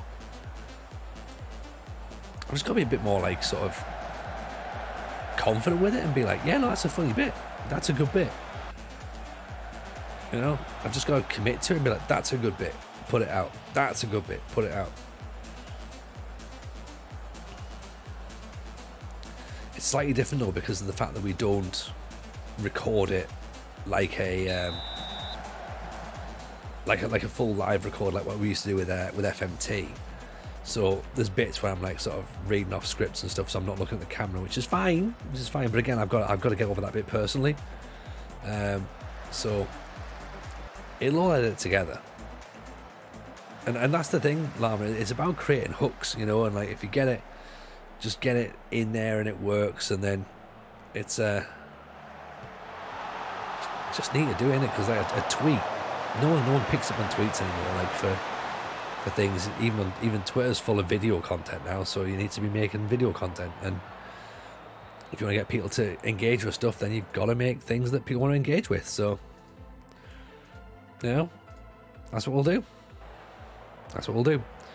The people demand to know when we're getting VHS tapes of TJFM's classic goals and gaffes. Could you imagine? That'd be great, wouldn't it? That'd be lovely. I need to edit that properly though, don't I? Callum, my man, how are you, buddy? Mate, we have shouted you out a lot tonight, but you've got to go and follow. We've said multiple times already tonight, go and follow Callum's stream, okay? The premise of it was he wanted to do a long-term save, yeah? He got in touch with the good folks at the non-league shop, asked for a mystery shirt box, and they sent him Slough. They sent him the Slough kit, which is a banger, by the way, Callum. It's a lovely, lovely kit. Why Callum is hot property right now. So hot right now. So hot. And it's a great kit. It's like black and orange. And it's got the Slough Trading Estate as the sponsor, which is just amazing. So I feel bad because we may have hijacked Callum's stream in a sense to turn the chat entirely into office puns. But the man's an absolute pro and just handled it and went with it. And just, yeah, Wernham Hog Ultras rise up. It's brilliant. You've got to check it out. It's so great fun, and Callum's great on stream as well. So if you enjoy this nonsense, Callum's what you want as well. I actually text Rich Callum while you were on stream. I said Callum's doing a Slough save, and it's everything we could have hoped for. We've given away a penalty. Unbelievable. We're not going to win the FA Trophy now by the looks of it. And that's why Rich came straight in the stream. He was just like, right, I'm in.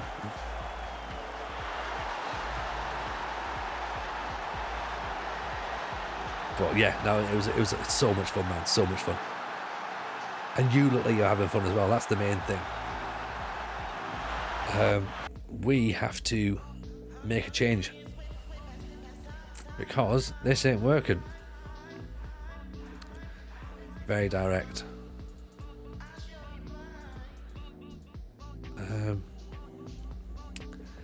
Players up front, I think. More players up front. McGookin's gonna have to come on as well. McGookin.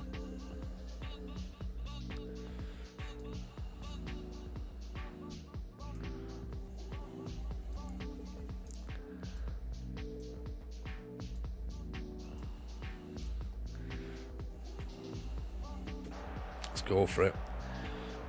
That was peak stream, and Tony Rich and Jeb's just chucking off his memes around. Oh, it just worked, didn't it? Everything was there, and you handled it perfectly. You just like, yeah, this is how I make content. This is entertaining now. It was brilliant.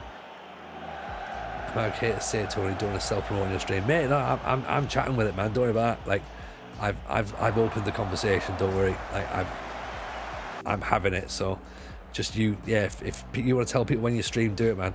That's cool.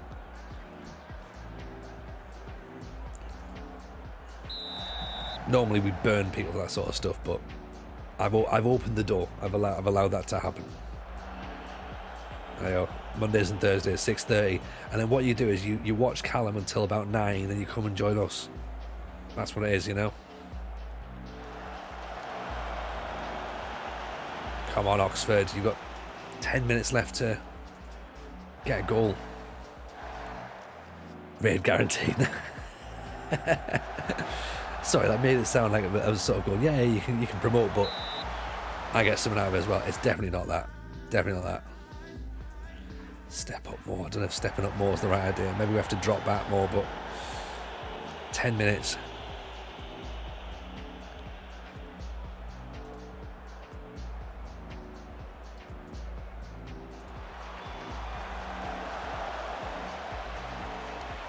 What can we do?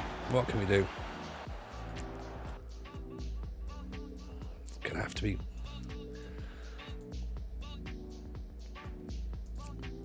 really force some players up now.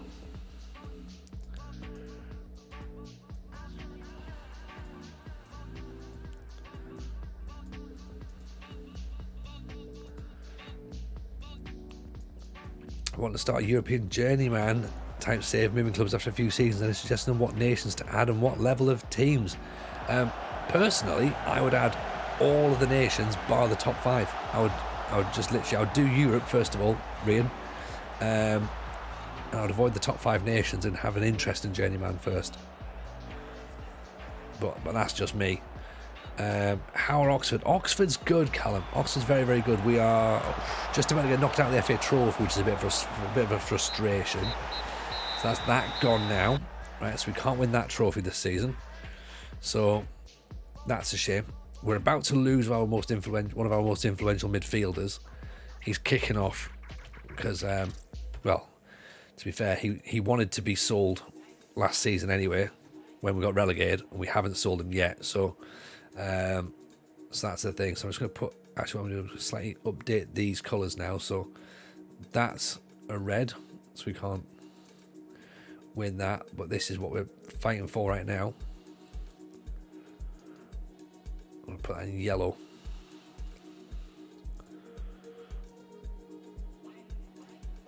I'm going to update it. So this is where we currently are. Okay.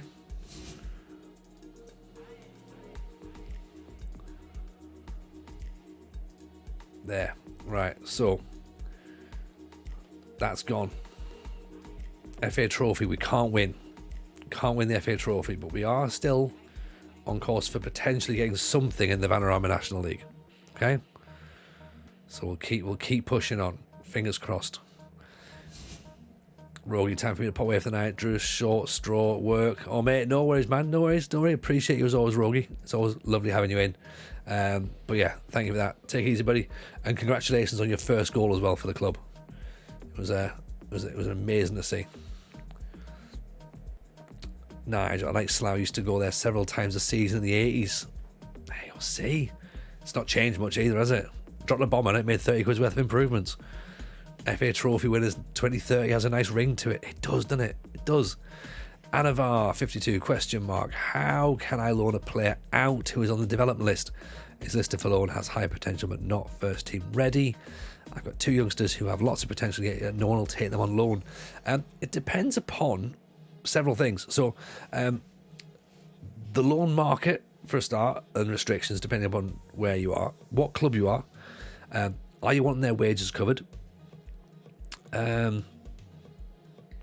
maybe that's it. Like, realistically, it's going to be down to those things really. Timing, value, and do players want, like, do teams want them? And if you're wanting the wages covered, then you're probably going to be going to struggle at that point, I think. Bournemouth in the Premiership have offered no wages.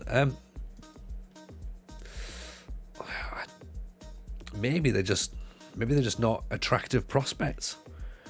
As harsh as it sounds, I mean, I guess you kind of got to think of it that way as well. Like, you've obviously got an eye on them for the future, and you're like, right, yeah, these guys are going to be all right. But maybe other clubs are looking at them and they're not thinking that they're viable options. Possibly League 2 Vanarama South affiliates. Can you send to affiliate if that's part of your agreement? Might be saturated if there's not enough live leagues. Yeah, that's a point actually. Someone that was spoke about on one of the shows, on a Football Manager show. We were speaking about at one point with that. When are you doing it as well? Are you doing it right at the start of the game, or are you doing it in the loan window, or the transfer window, I should say? Sorry.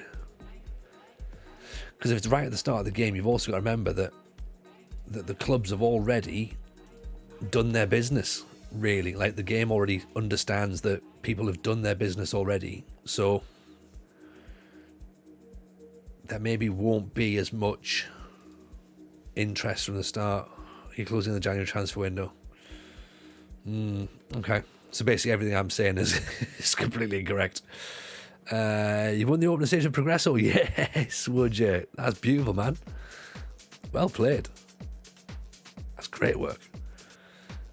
Osman Kamara from Hull. We ain't going to get this guy away, but let's have an ask. 650 quid. We can't afford wages anymore. What's happening here? Can I load other countries mid-save? No, they need to come in at the end of the season, so you've got to yeah, you got to basically like wait for that to happen, and then once you get to the end of the season, load the new one in, and then straight in.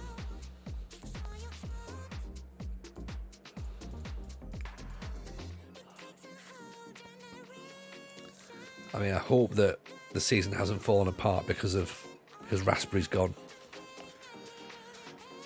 TNS want Frank Marmalade. No, we want to keep Frank Marmalade actually, so back of the queue, TNS. Marmalade's deal's fallen through because we've given a new contract. In your face, TNS. Anavar, appreciate the bits. That's very kind. Thank you for that. Very kind indeed. Quick look at teams that are light in the position your ladders in and directly offer them out. Yeah, that's a good shout actually. That's a good shout, Bay.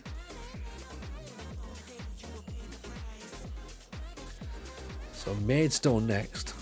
Actually, we need to criticise Vaughan Colville because it's just not doing good. Raspberry got recalled. Zar, yeah, because we kept playing him not as an advanced forward, and now it's like Kiflin's been recalled as well by TNS because we've obviously upset them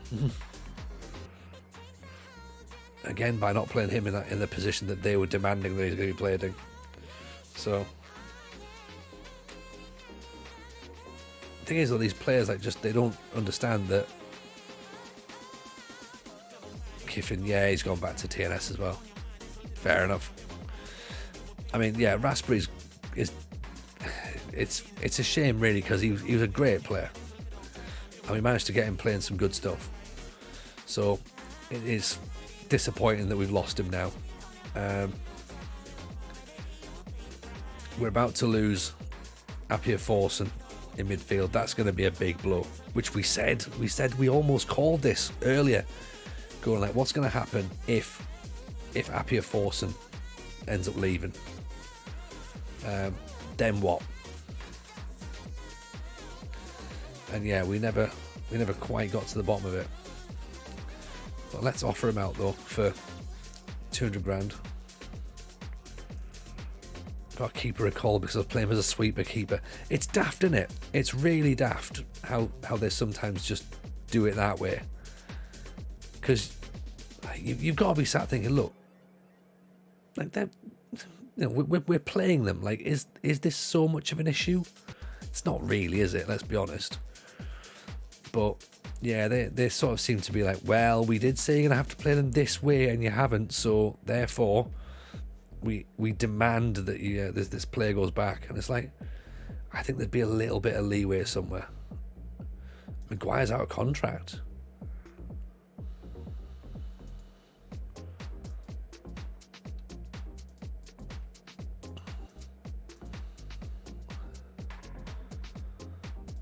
Let's put him back in contract, shall we?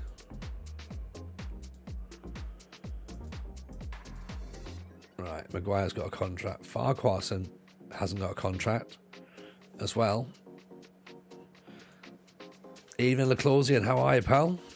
Welcome in, nice to have you back in. Callum, I feel like clubs wouldn't have a say over the actual role. Fair enough, over the position. Yeah, exactly. Like, it doesn't make any sense, does it? Being like, I think you'll find we'd like me to play a half-back. Like, no, it's not a thing. It's not a thing. Don't tell me to play a half-back. What if we don't play with a half-back? You know? You can't just tell me that. I doubt anyone who isn't American has heard of this kid, but Matthias Soraya of Godoy Cruz has been my MVP signing of the save. There you go. A little bit of recommendation. So we've got a couple of Americans in the chat, so they might know. We're actually been offered less now for Forest Green, you sneaky little buggers, you. Jan Sommer-esque keeper. Really? Mordner, Stein Power's gone to QPR. Available for loan. £4,000. We haven't got £4,000 on wages. In fact, let's have a look. Yeah, I'm a big fan of Jan Sommer, to be honest. He's not. I don't think he might have been our game at this point. No, he's not in ours, unfortunately. But we'll keep our eyes peeled for him, though. High agility, high reflexes, good one-on-ones, can play right back. You know, all those things that Jan Sommer can do. He made his debut tonight, didn't he, for Munich? I started watching that before I came up on stream. Actually, I was like, "Oh, I'm going to watch some football because the kids are in bed." In fact, to be honest, I thought it was the Sunderland Borough derby tonight, but it wasn't. First of all, so yeah, bright green consistency, yeah. Well, I mean, the thing is, they had to bring somebody in, didn't they? Because obviously they've,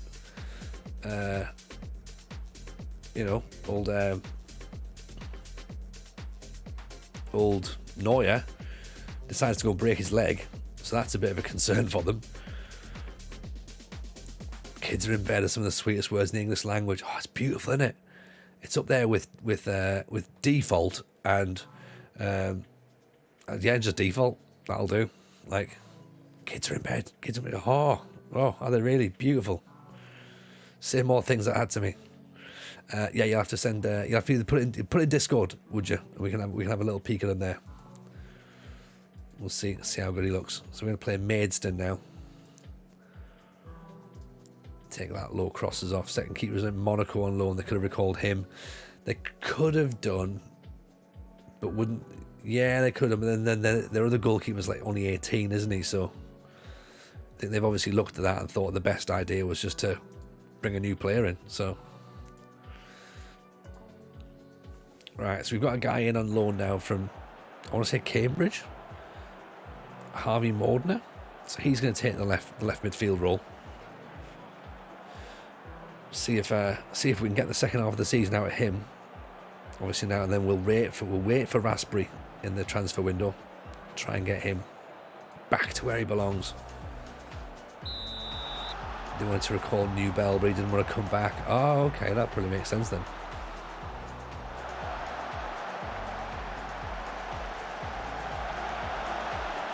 Nicely defended away. Right, so we're still a point behind Woking. Well, it looks like have Woking just scored. Wrexham have just scored, so they've gone up to second. We've dropped down to third. Just about have a shot on target of being the champions of Uruguay through the playoffs. I mean, hey, if you do it, then you know what I mean. Then you've done it, right? You've done it brilliantly.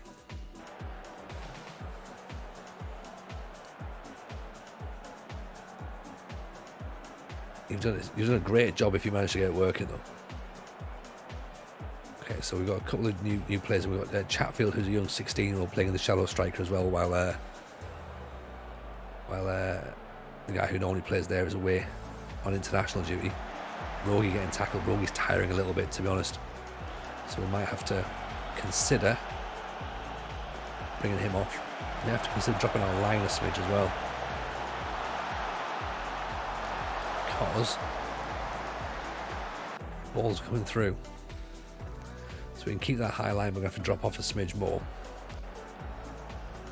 So at least our starting position can be just a tiny bit back. But you see how everyone's tired? Rogie's tired.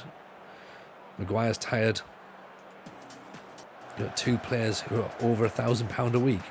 Oof. Absolute billionaires in that league, aren't they? They're essentially designated players. Forson. Maguire. Chatfield. Through his debut. Youngster. Oh. Should have scored. Defender's got a touch on it. Knocks it over the bar. McDonald with the corner now. Floats it in. Mordner. Debutant. McDonald. Long. Gives the ball away. Dear. It's not a great performance so far. But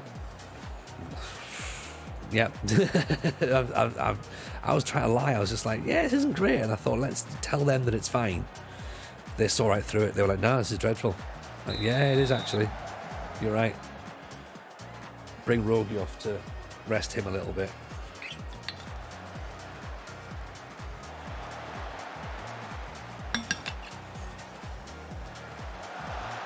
Mordner. Pulls it back. Cadamarteri. Maguire. Ooh. Good effort. Let's go direct, actually. They look well set up. I think it's the fact we're only at one striker, which is meaning we're running into a little bit of trouble when the ball goes up front. Maybe we drop back a smidge and let them come out. So I think they're sat quite deep.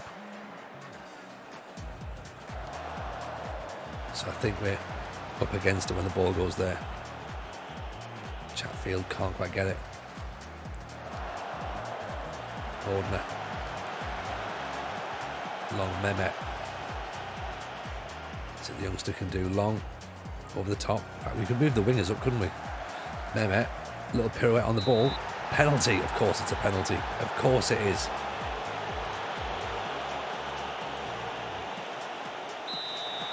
A lot more penalties in this league than we have in Northern Ireland. Maguire's missed one.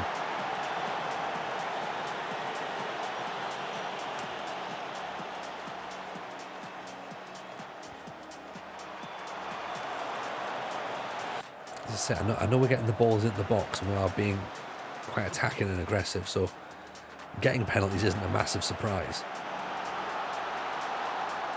But there's a lot more than we got at Linfield. Let's try going attacking. Give them a bit more of an encouragement. Maguire's knackered though, that's the problem. I'll tell you what, Cadamarteri will bring Cadamarteri off because he's done for as well.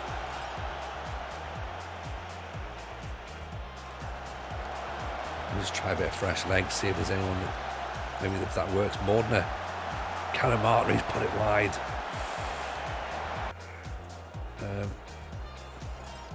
Right, and Frankie Marmalade's going to have to come on for Maguire. 10 minutes to go. We've given the ball away. And they're through on goal now, aren't they? Oh! You could see it. You could just see it coming, couldn't you?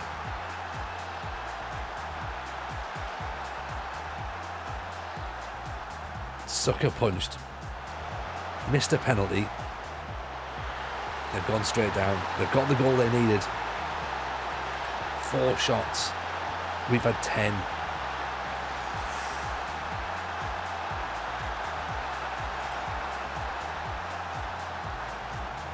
I think we need a couple of fresh faces, but where those faces come from, it's all going to depend on Forsen going, isn't it? Oh, it should have been 2-0. Oh, he's gonna see that in his nightmares, isn't it, that miss? That should have been 2. And if we get an equaliser here, they're going to be pissed off. Chatfield, McDonald, Forsen gives the ball away. Jenkins, Davies, that's the player that we looked at for them. We like the look of him.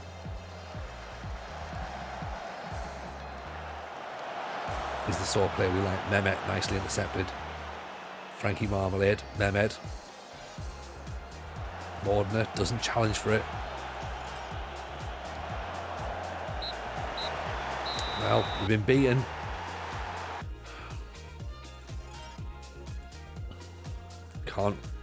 Can't really say anything other than that was awful. McDonald's not happy about it, but we're still 2 points off the top. We're now at Stevenage in 22nd.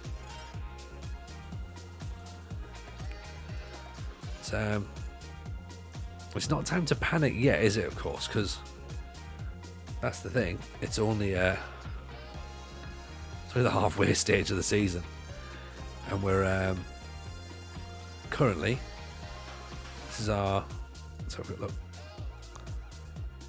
our 6th defeat in 28. So it's not like we have to start really panicking. We've had 2. We've obviously drawn a couple of cup games. We drew a cup game and lost. Now we lost in the league. It's not like we're being blown away.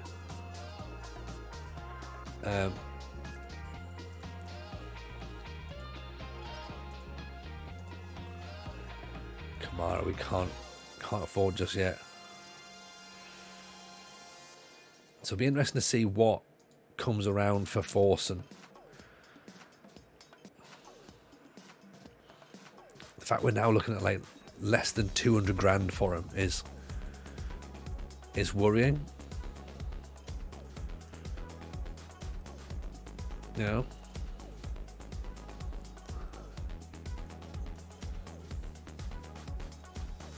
TNS wanting another one of our youngsters? No, let's just lock him down for that.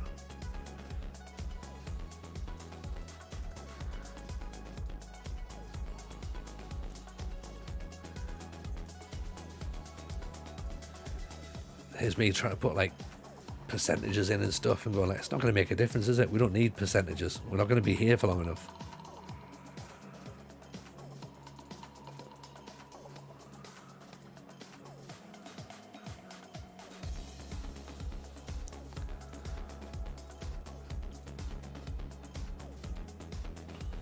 Okay, so I think we need to keep Rogi's time. I mean, look at this. The players are knackered. 6 days until the Stevenage game, so let's see if we can basically sell Forsen and rest everyone. Can we rest everyone? That's not how you do it, is it? We haven't even played around with the schedule, so that's something else we might have to start looking at as well. Professional teams and schedules. Oh, there's a thing, isn't it? There's a thing.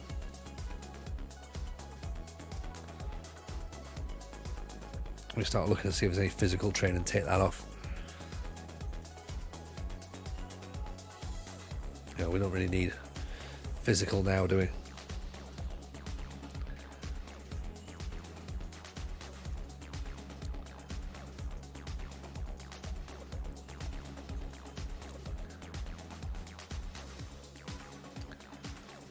Like 180 grand if we can do.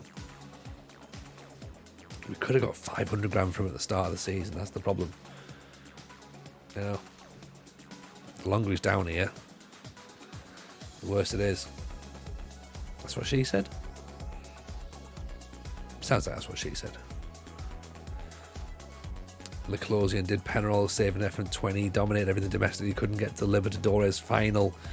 Now into my 5th club, Blythe Spartans, got everything done with Coleman Bay. Oh, Wales should be easier for you. You say that. You say that. Should be easier. Should be. I'm sure we can make it difficult.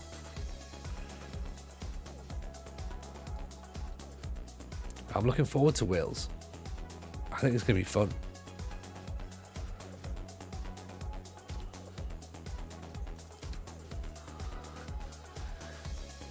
Would require no wage contribution. Oh, okay. For Daniel Carey, fair enough. Brian Pendleton wants to come off the transfer list. Oscar Tone's got to stay on, surely. Great player. Harvey Blair, yeah, he can go. Not fussed. 150. It's going to have to be 150 in it. He's gone. And you know what? I bet we don't get any of the money as well. Cass is on their 11th club. Well done, Cass. I think you're killing it as well, aren't you? That's the problem. Like you're getting like some great numbers. Take the relegated club in North South should be the favourite to start. Well, that was the plan. Well, that's what we wanted to do with in terms of now we're talking. Bruce Webb as well, possibly. Ooh. These could be the players that could help just nudge us up a little bit. Because that's what we wanted to do, wasn't it? We were looking at Airbus, I think. And we thought we could get Airbus, and that'll help us win the Cymru North. Go back into the Cymru South. Colwyn Bay as well we looked at. The jobs just never came up, sadly. Maguire's locked down a new contract. McLean's locked down a new contract. A Regista. We don't play with a Regista though, but Do we play with a defensive midfielder? There's the question. Play with a ball-winning midfielder.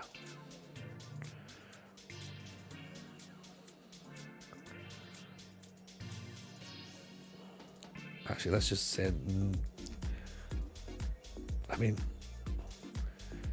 Again... You know, could you ensure that he is a ball-winning midfielder, please? And a register? Like, no, I can't ensure that at all. This is Oxford. I mean, 18th season. We had one season where I didn't win a trophy. I mean, come on, Cass. What seasons have we done when we haven't won a trophy?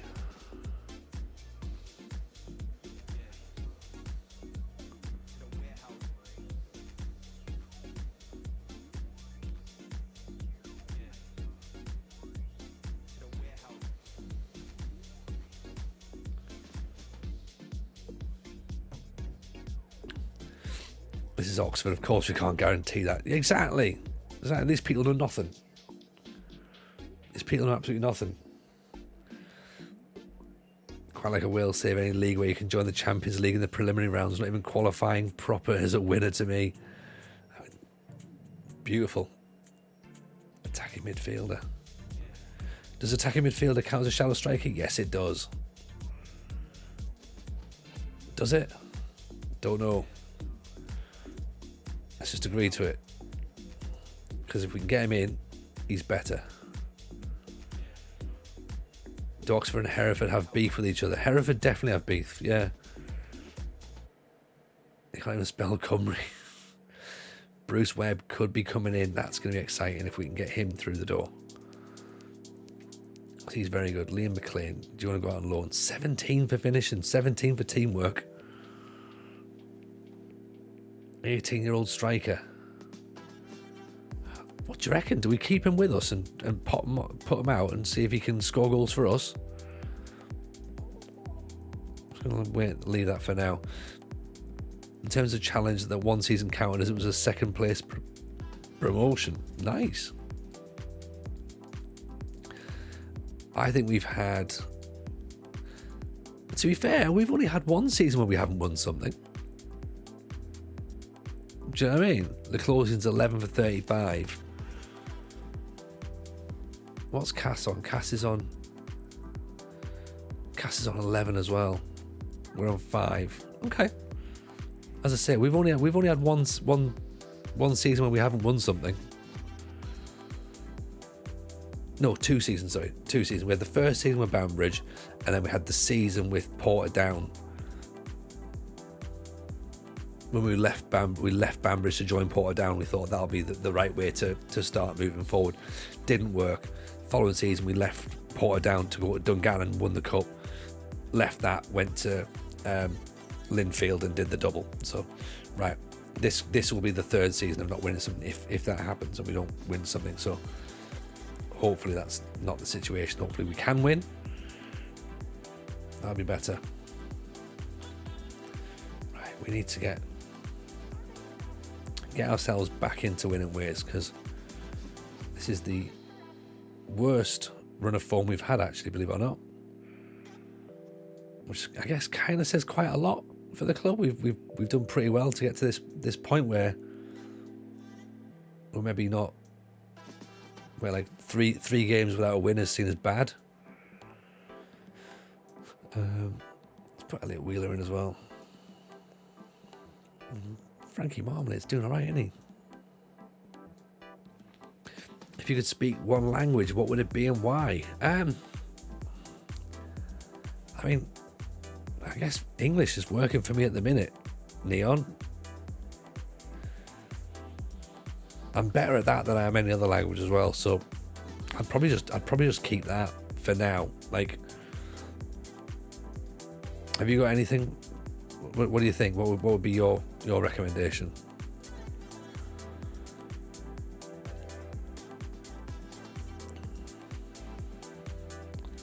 Let's put Koval in there as well, actually. Do I put Koval instead of Mordner? Tell you what, let's try Mordner there. Or does Koval fit there?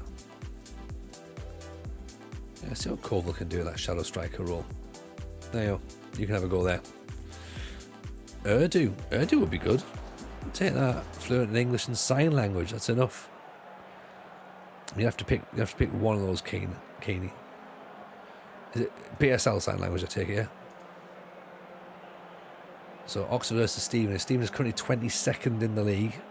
Oxford, I think, are third or fourth. So you would think we'd be the favourites, but this is FM, so it's likely that we'll lose this game. Because that's how the game works, right? Yeah, we're currently third. 2 points behind Hollywood FC at the top of the table. Stevenage, 1 point from safety at the minute. Free kick. Rogie steps up. He fancies his free kicks now, doesn't he? The keeper makes a save.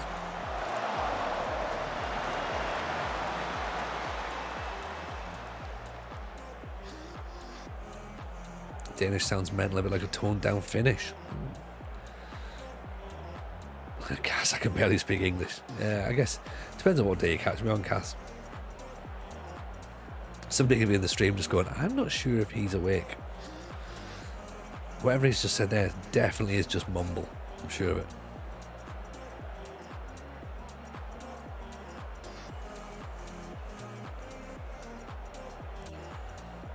Koval's got himself a booking. Casey's got a booking. Long's got a booking. Stephen just had the other chance. We've had one shot, and it's been the free kick.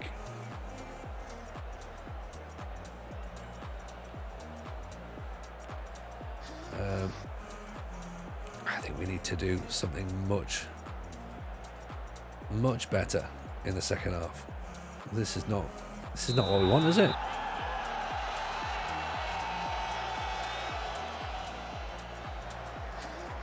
Long inside, Mordner goes past one. Can he pull it back? No. Goes for goal. Towler, Maguire. Americans are so proud they can speak American. They are very, very proud about that. Very proud.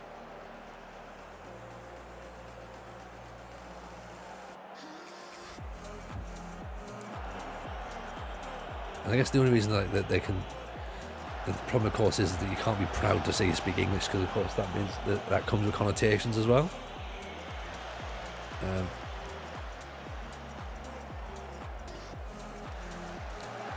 Rogie's away. Go on, Rogie. Maguire. Calamartri.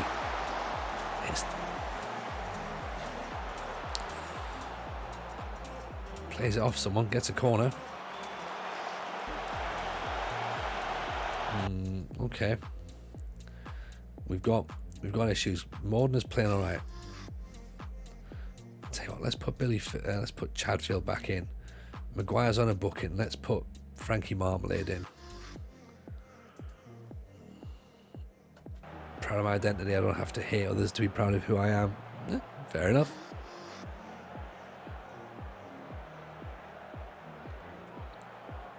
American is difficult, especially near the border. Depends on which border you go to, isn't it? Mexican border or Canadian border? Urdu would be very cool, actually, yeah. Well, that's the thing, I guess, when you asked the question, Leon, like, you didn't specify how long it would take us to learn this language, so I was kind of presuming that it would just be like whatever I learn, like whatever I decide, I'd just be able to just do it straight away, and that would be me. I presume that there wasn't a learning period involved. If there wasn't, then Japanese would be pretty cool. I'd like to learn Japanese.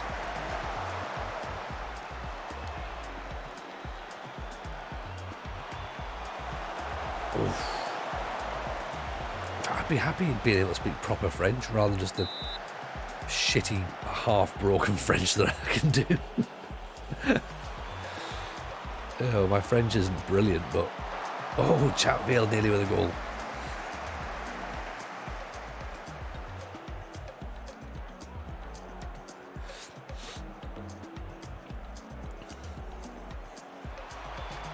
module in Arabic at uni. Nice.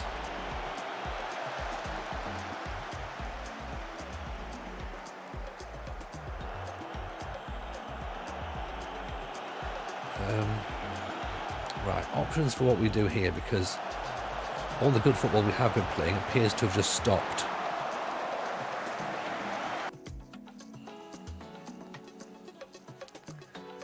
So let's do the dreaded move things into 4-2-3-1 territory, shall we?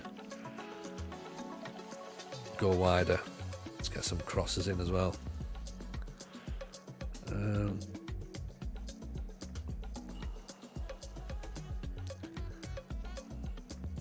I feel like Billy Phillips deserves a chance, and I think it's all because of the fact that Bailey Kadamari is just knackered, really. Get the tempo up a bit, yeah.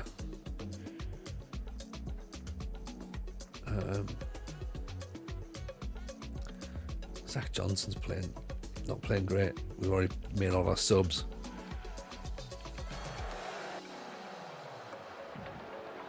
Learning Spanish makes me realise how terrible language English is.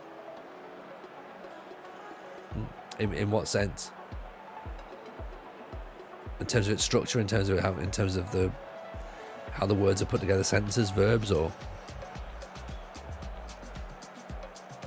structurally? Yeah, like, because when we did Latin at school, I remember like that it didn't matter what words you had. You could put the words in any order because you just had the tenses and the endings of the words was how you would understand where it would go in the sentence. That melted my brain. Made no sense. 0-0 at home to Stevenage. Awful.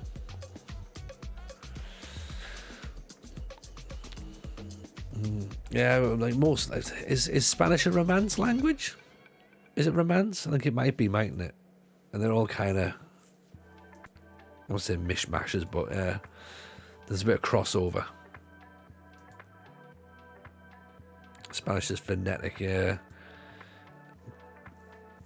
Only language worse in tenses is German. Yes, but I like the idea of German. German sounds very matter of fact when you're saying it. So I quite like it. Whether it's intriguing or not, I don't know, but it sounds good. Most German sounds how it looks. Yeah, and I think that's fun. It's very much a kind of like does exactly what it says on the tin. German is complicated. Yeah, I can imagine. Danish is impossible to speak, but the grammar is easy. See, yeah, I found that a little bit with Norwegian. Like, I found it was a bit strange. Try and get my head around it, but because also there's some letters that you have that we don't have, so the pronunciation is different. You know. Right, Daniel Carey's coming. Then he's going to play it. The attacking midfielder they want to play, who they wanted to play as a regista, has come in. Sam Roscoe has gone to Solihull Moors.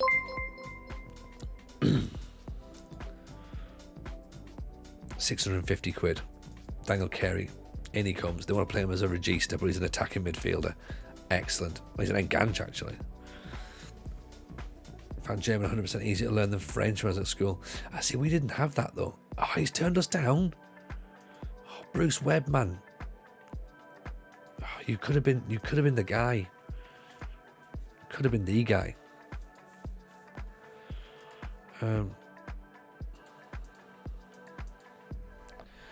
Really could have been.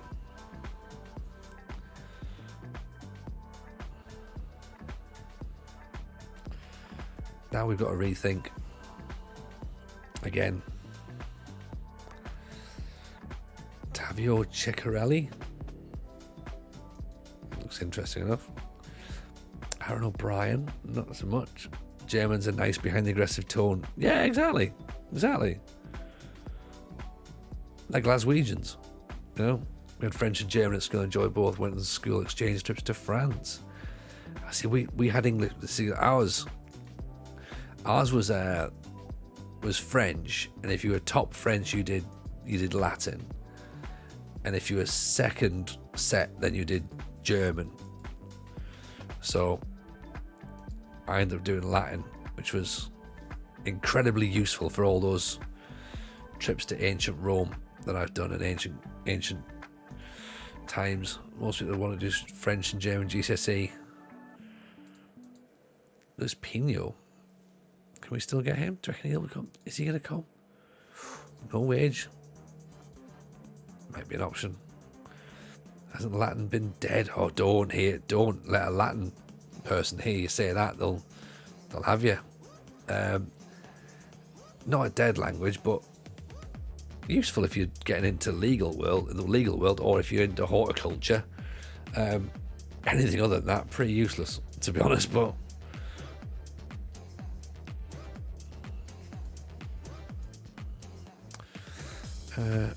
Adao Chiao could be interesting. Decent dribbling, quick as well.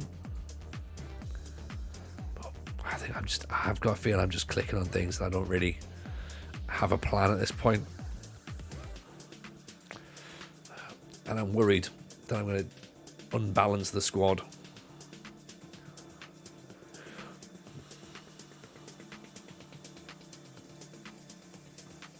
That's what I'm worried about.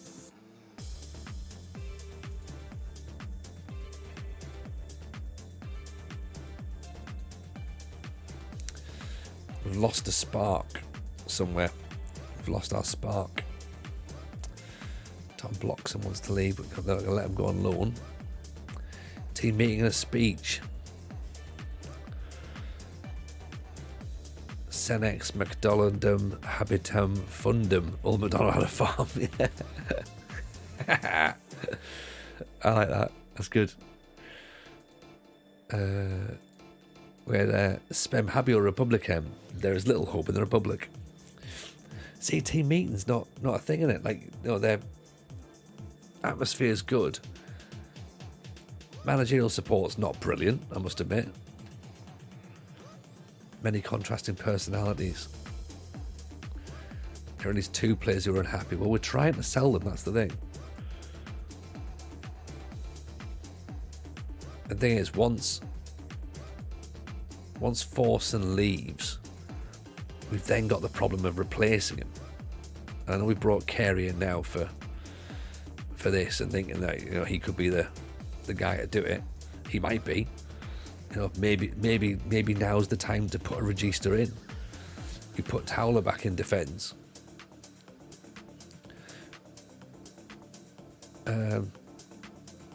We put Carey there. We turn him to a register instead of a ball winner.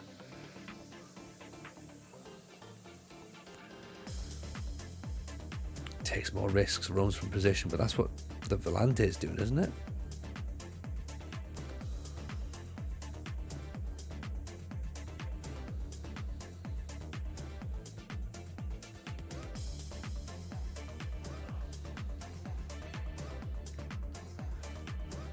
Nah. I want him as a ball winning defender.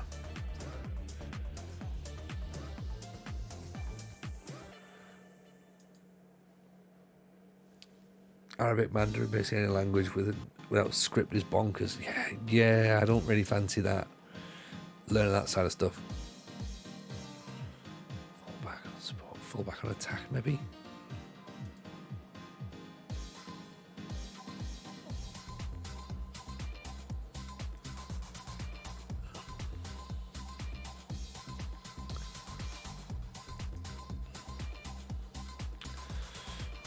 Since I replaced with Linfield, my support from the squad is non-existent. 28 have no opinion and 4 hate me.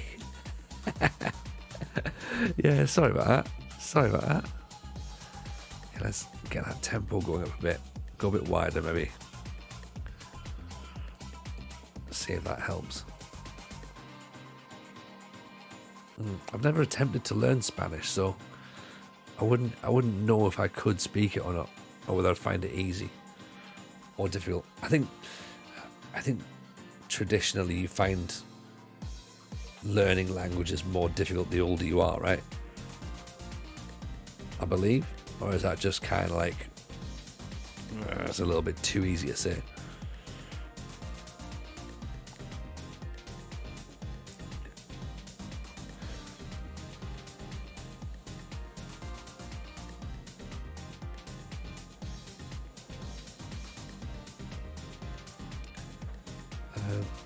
Do we want Luis Pino? 6'2", 19. Off the ball, 12. Acceleration, 14. Finishing, 13. He's wanted by Dagenham and Redbridge as well.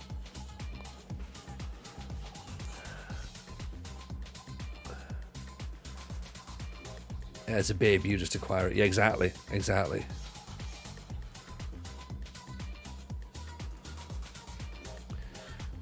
Advance forward. Let's just say okay, but again, Adao Chiao. He's not even played for Plymouth.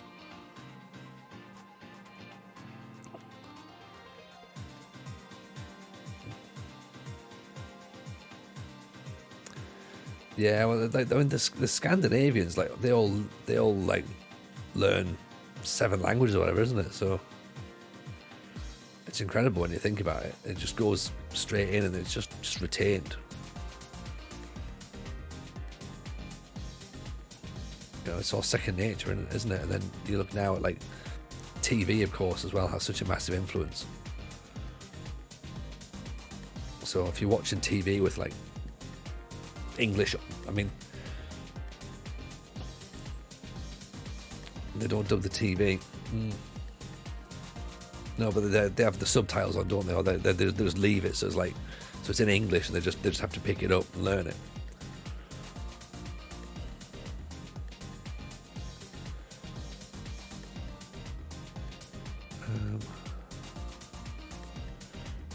What are we going to do? How are we going to play this? Kevin Owens learned English through wrestling. Yeah, he did. Because it wasn't an elbow drop. He never knew what the word for elbow was, but he was able to sort of like get it from wrestling, which I think is brilliant. They took away compulsory foreign language in Scotland and English schools, so monolingualism is just going to increase. Yeah. Right, Bangura's back. That's what we want. Yeah, no, you're absolutely right. Like if you're not, let's say forced is obviously the wrong word to forced to learn it. If you're forced to learn it, you're not going to learn it. Let's be honest. But if you're encouraged to learn it, it looks like McGugan's been recalled as well. Like if you're forced to learn it, you're not going to take it in. But I just think that there's a little bit more.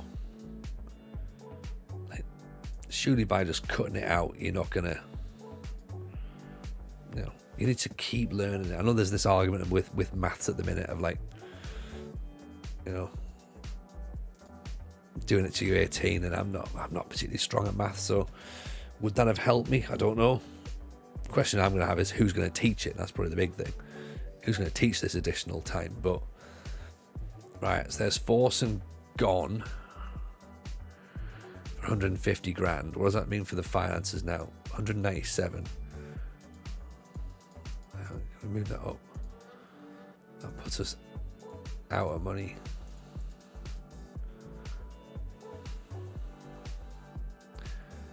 Just thinking.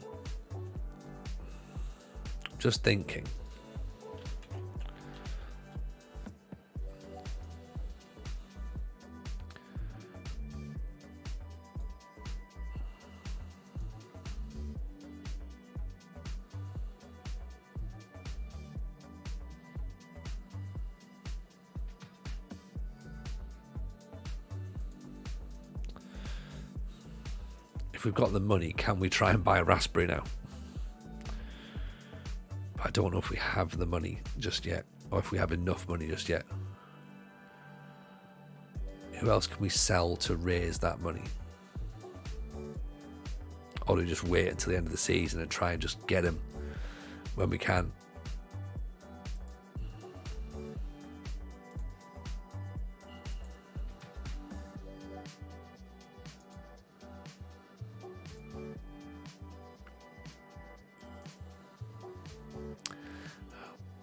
What do you think about these guys? I'm not massively sold on Chiao, so let's delay that for a second. Musaleno. Finishing seems reasonable. Flair's fine. Acceleration's fine. Off the ball, long shots could be fine. It's fine to ruin the finances if you're not staying. There is that.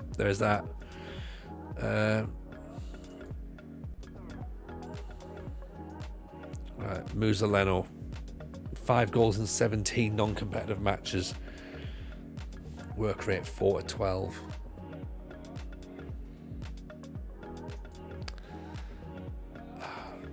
Delay him as well. I'm not 100% convinced. Not 100% convinced.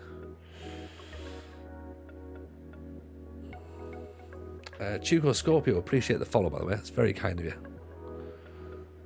How do I learn maths for darts? Well, this is the thing. If you give context, then it makes sense. Like, you know, my brother's dreadful at maths, but learned maths via like darts and snooker. Like, you know, working out like what he's supposed to do and how he's supposed to do it just via that. It's like, yeah, that makes sense.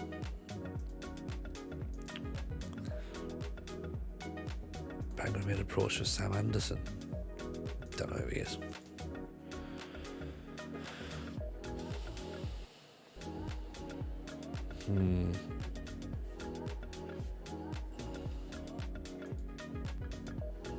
Owen O'Brien off on his travels again. Can't afford that. Rishi Sunak casually subscribing to tour would be the least surprising thing to happen in this year's politics. Oh yeah, I mean, if he pays his sub, then fine, you know. But if he's just following, then like nah, not at all. Actual football, baseball stats are interesting. Yeah, they definitely are. They definitely are. Like, if I could understand how all this stuff's put together, that'd be great. But you know, I don't understand it. Luke Boland looks handy, doesn't he? No wage contribution. Ooh.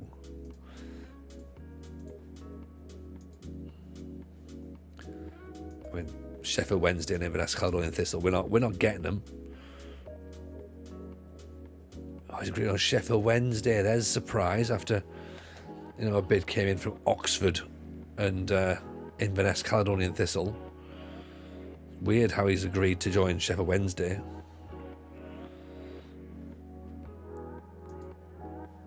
Imagine darts boards in schools, the NHS would collapse. You could use Velcro darts. You don't have to use proper darts. Obviously, the only way people learn is via stabbing themselves in the hand. Gene Kennedy, we liked the look of that guy, didn't we? I'm not willing to allow him to leave at this present time. That doesn't help us. But we could sign him, maybe. For $2,000.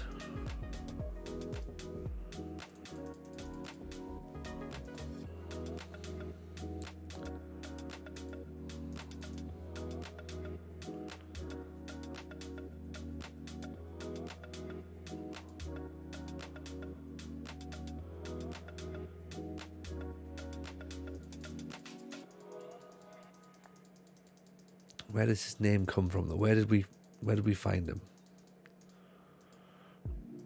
Can't remember, but someone's come up somewhere.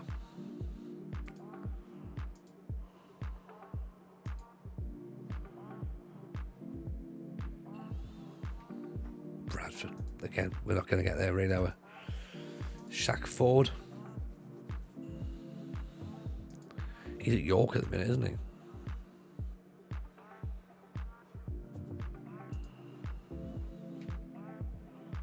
$4,000.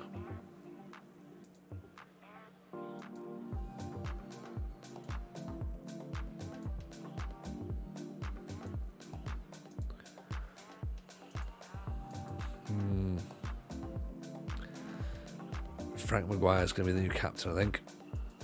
New vice captain, I should say, sorry. Now that Forson's gone.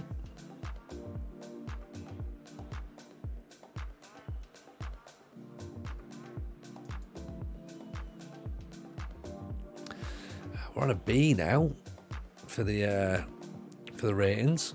C+ from the fans. The fans aren't happy. They're looking too much at these last 3 games rather than anything. Fine, let's just agree to that. If that's what gets us Raspberry, let's do it. Can we actually get the deal over the line?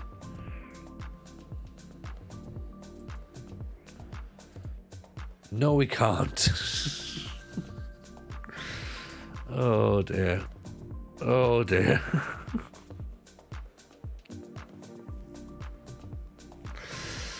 Oh. Never mind. Never mind. It's going to have to be one of those where we wait for it. Right. Liam McLennan can go into the first team. Raspberry's blown it. He has. Absolutely he has.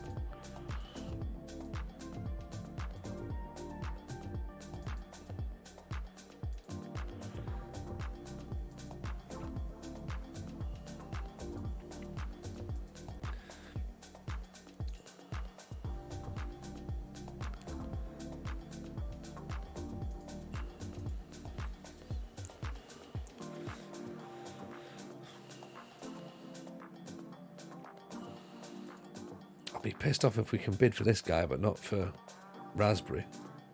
Yeah, we haven't got the money. Right. We've done our finances all wrong. Never mind.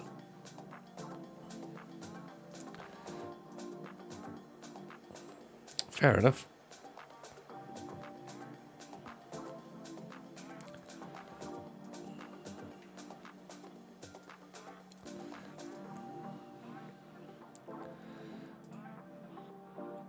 Anyway, Kennedy. No, it's not happening. Okay, so it's going to be battening down the hatches and trying to get the best out of what we got, to be honest, which is fine. We can do that.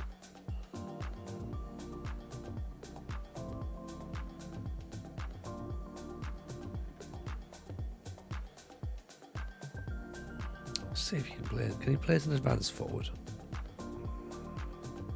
Definitely a poacher, which is where I thought he was playing anyway.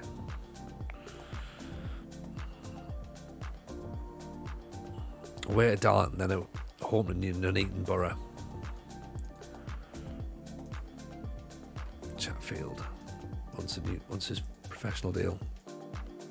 Give him that. That's fine.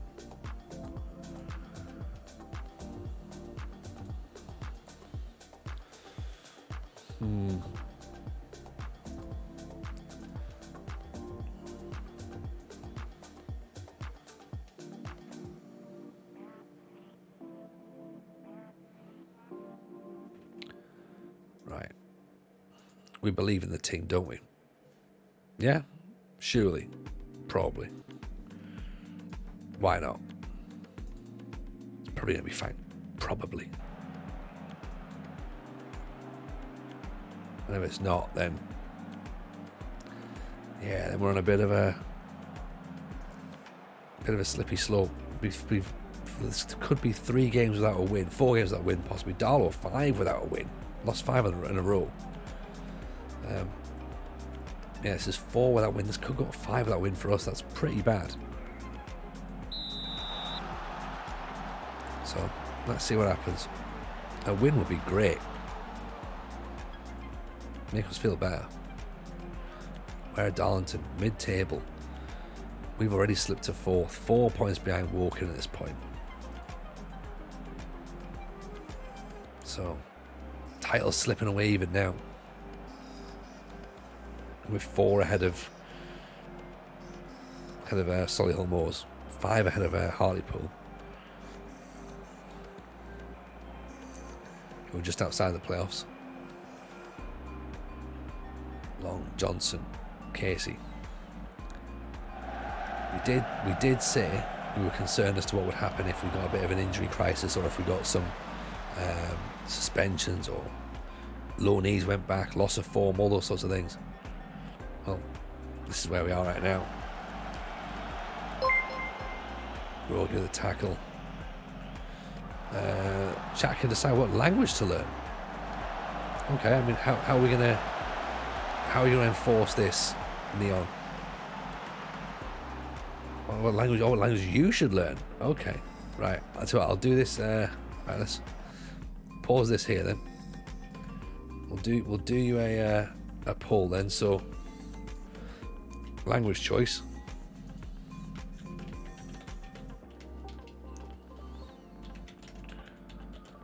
Right, what have we got? So it's going to be Portuguese, Spanish, Japanese. How long have you got to learn this as well, by the way? And Romanian. I mean, I don't really know how many. I don't know how long you need Romanian for, but there you go. Very quick. 3-minute poll. Okay. Spanish is a lot more useful. Evening, Yaron. How are you, pal? Results have been a bit up and down, I'll have you know, Yaron. We're a bit sort of all over the place.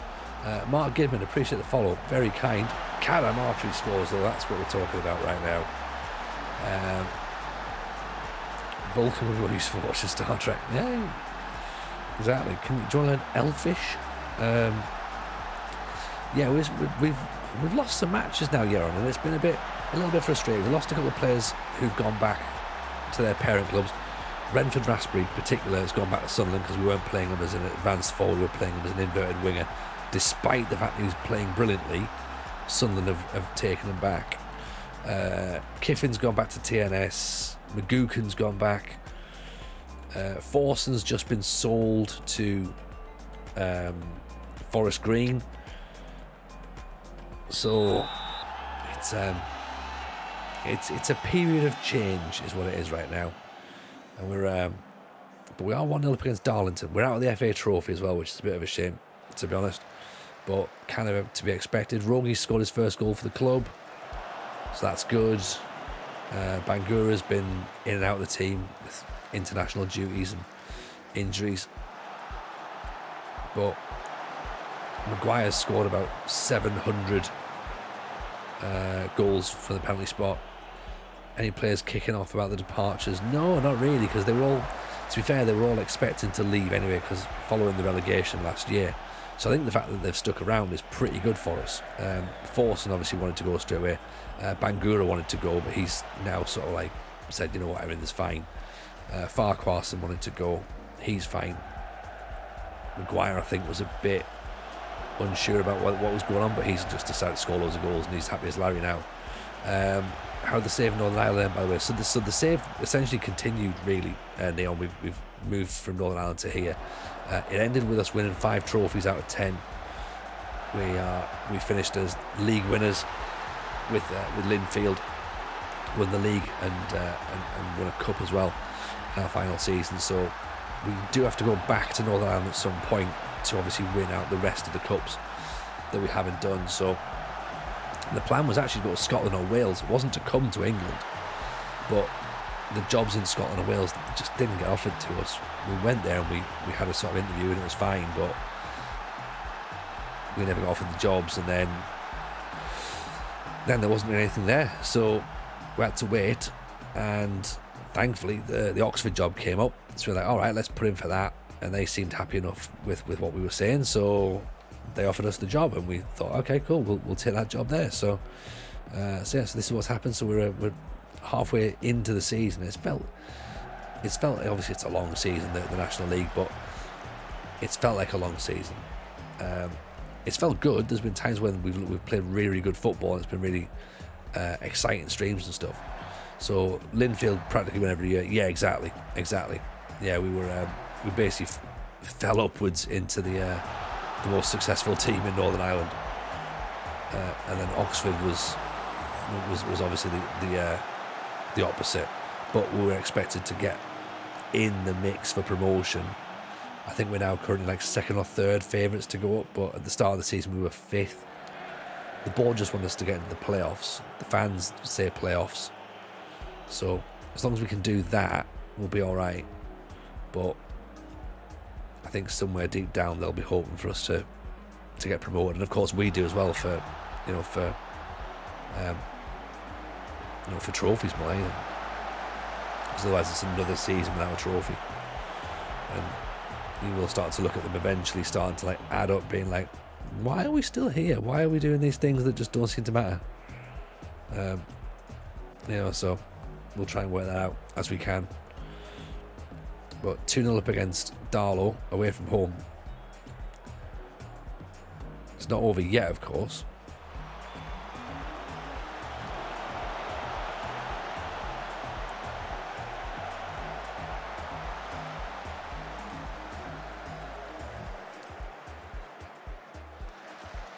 Rogie nearly giving a free kick away. We'll see what happens as to whether we play a second season with Oxford. If we go up, there'll be a question mark for going, right, what can we do in League 2 next season? If we don't go up, then I think we have to again look at going, right, well, will we go straight up as champions? If we haven't gone up, why not? So we'll see what the plan is, because with this kind of save, people in the chat who obviously are currently doing British Steel will know that it's all about moving into the position that's going to get you the most chance of winning a trophy. So you can fall in love with a club and stay there for a while, that's fine, but you have to be in a club that's going to be winning things. So we would love to have a part of the save where we take a club through the ranks and get somewhere, but is that Team Oxford? Maybe it is. If not, is it off to Wales and try and get some silverware, or is it off to Scotland, try and work our way up there? But I'm enjoying Oxford, to be honest, mate. Really enjoying it. As I say, there's literally been this last couple of games where we've sort of wobbled, but everything else has been, we've been playing pretty well, In fact, if you look at the how the performance has gone this season, there's not a lot of red really in there. This has not been a great patch here, this part of tonight's stream essentially. But yeah, we've got 1, 2, 3, 4, 5, 6, 7, 8, 9, 10, 11, 12, 13, 14, 15, 16 games left in the league. And then however many matches in the playoffs, to be honest. Just got into League 2 on my road to glory, not won a single trophy yet though. Wow. That's the thing, isn't it? I think the Barnet manager's just been sacked there. Yeah, Barnet. Forest Green, ironically, have just sacked their manager. Again, a club that we were looking at trying to get into, and they've just taken up Apia Forsen, so they're 11th in League 2. They're within touch and distance of the playoffs. Plan to alternate between England and Wales, Cymru North, Vanarama North, Cymru South, Vanarama South. That's a quite cool idea. That's a cool idea.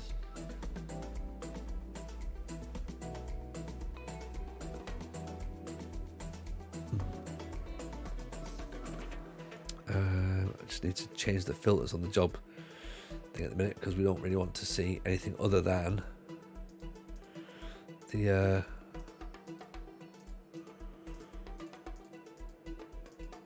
and the jobs that are in England, Scotland, Wales, and Northern Ireland. So that'll be it, is it? Yeah. Oh no, hang on. We can see.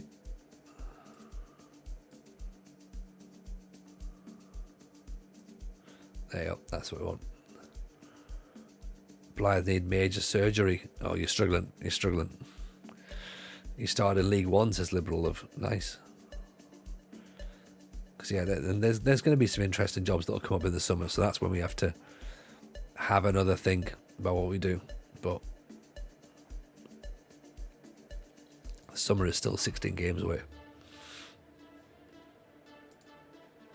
so still plenty of time left to work out what to do. Still plenty of time left to get ourselves solidified in the playoffs as well. I don't think we're Not. Look, 4 points away from walking with a game in hand as well. Actually, here I am talking about what may happen further down the line, but we're in a very, very good spot at this point. Very good spot at this point. I would have taken that had we been offered at the start of the season. Someone said, right, you come February time, you'll be a point away. You'll be 4 points away from the title. You'll have a game in hand. What are you? Would you have that? Yeah, damn right would take that. Damn right would take that.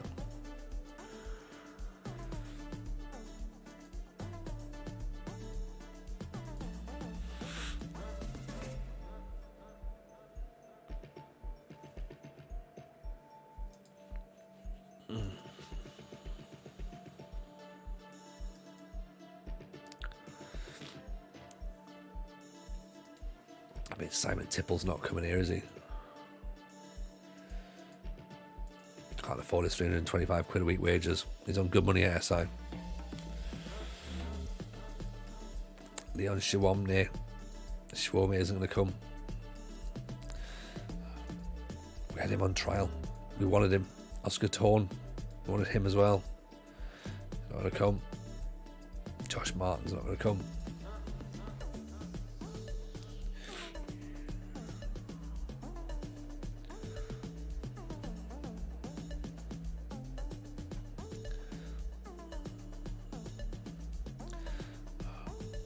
I don't know if Lewis Pino is the right idea, He's got 6 for work rate. 10 goals in 9 games, though.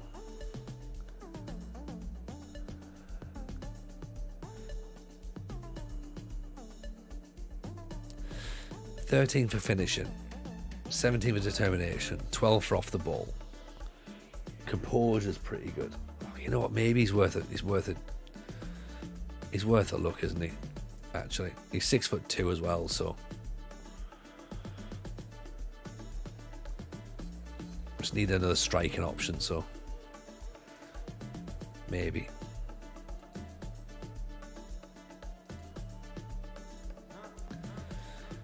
Okay, I mean, he can be on the bench for this week.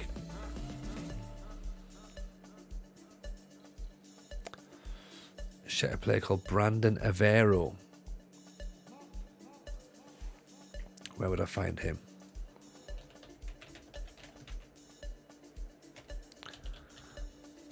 I mean, if there's a player at Lazio, they're probably not going to come, are they?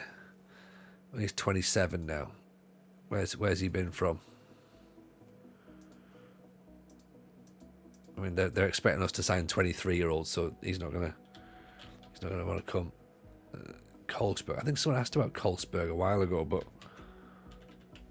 again, he's either not in or I don't think we can get him. I mean, he had trials at Lazio. All right, yeah, right.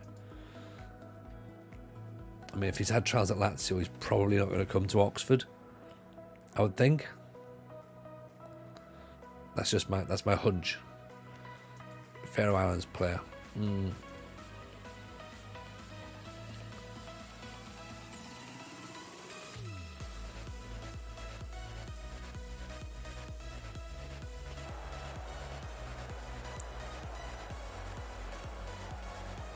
Let's go back out. Let's get another win. This is really safe for foreign players, not until the EPL, SPL. Yeah, exactly. Like we might fluke one the closing. We might fluke one. Like we've got an American player in now who's like, but he's currently at Blackburn. Sorry, so he's come from Fulham to Blackburn. So it's not like we've signed him from the States. So he's going to be our most exotic signing, I think. Plus, we've actually got another American player at the club already, so now creating ourselves a little American empire.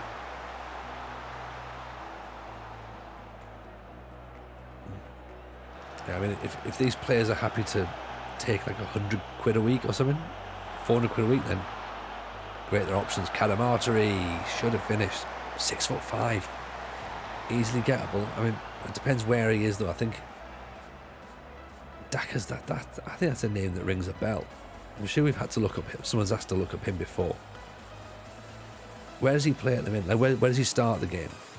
Dacker's. Overton's a player that we've looked at, expecting him to score. Starts at Salford. That's right. Yeah. The name has come up. I think he's about 27 or 29 now, or something maybe. 9 years in, most of why I sign a teenage new gens. Yeah. That's what's there, isn't it? There's nobody else there. All the older players, all the original database is obviously gone, which is what makes this save even more like this makes this save fun. Like, you know, all your player recommendations are going to be gone in a couple of years, so you're literally trying to trying to win things with teams worth of new gens. And that's where, for me, I think that's where the fun in FM comes, when the universe just keeps expanding with all these new players that come through that are never going to come out in anyone else's save as well. So it's an entirely individual universe. But each time we move clubs, you know, it keeps going. And like the idea of like sort of winning the Premier League, for example, then having to go back to South Wales to be like, we haven't won everything in Wales yet. Can we come and get a job here? Like, I think that's really, really good.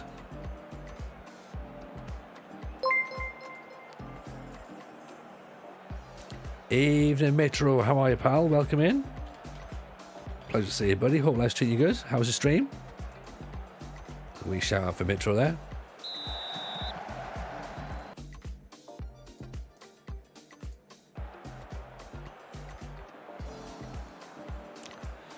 Bangura long. Back fouled by Overton. Yeah, free kick. Arthur Overton. I'm not feeling confident in this game, to be honest.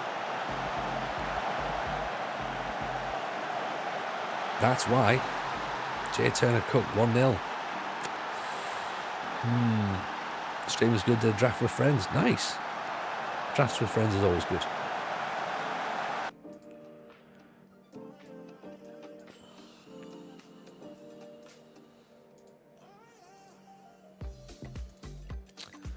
Let's whip that ball in. Go a bit wider. Sam Long's knackered, so let's get him off. Try that. Pick teams based on our initials. Never see you raging. Nah. There's no point raging, Leon. It's just I've got two small children asleep behind me. So if I rage and I wake them up, then I'm in trouble. And it's just a game. There's no point stressing about it. Like, I can't control any of it. It is what it is, isn't it? It can be a bit frustrating, and it can be a bit like, well, never mind. Go! Adam Archery. I thought that was a goal. Should have been a goal. Rogi's knackered, I'm afraid. Chadfield can go on. And then let's get Pino on as well. I want to be that zen someday. Oh, I mean, like in other parts of my life, don't worry, I'm an absolute stress head, but on this, I've got no other option but to chill out, you know. Just got to be a bit zen on it. Like, as I say, if I wake the kids up, I'm in trouble. So, right, so Nuneaton Borough are just behind us. This isn't actually the worst result in the world per se. It's frustrating because it means that obviously there's now less of a gap. Turner Cook cleared away. Bangura, Calamartri. Here's Pino. Oh, he saw it. He just saw the lights, didn't he? He saw the lights. He's like, right, here's my moment. Didn't think about trying to keep his shot down.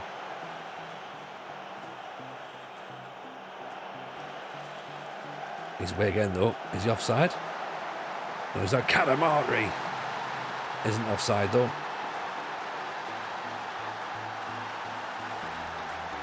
There we go. That's what we're talking about. Case with the ball at the top. Evening, Si Maggio. How are you, pal? Big shout, of course, for Mr. Maggio. If you're not following Si, why the devil not? Make sure you're following. Last seen play World Championship Boxing Manager. Ooh.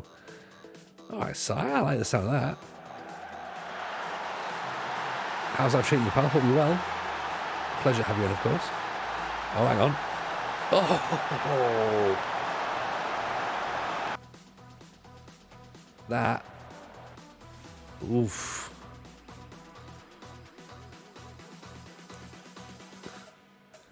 That was needed. Amazing moment. Answer Lama's question. Oh, what was Lama's question?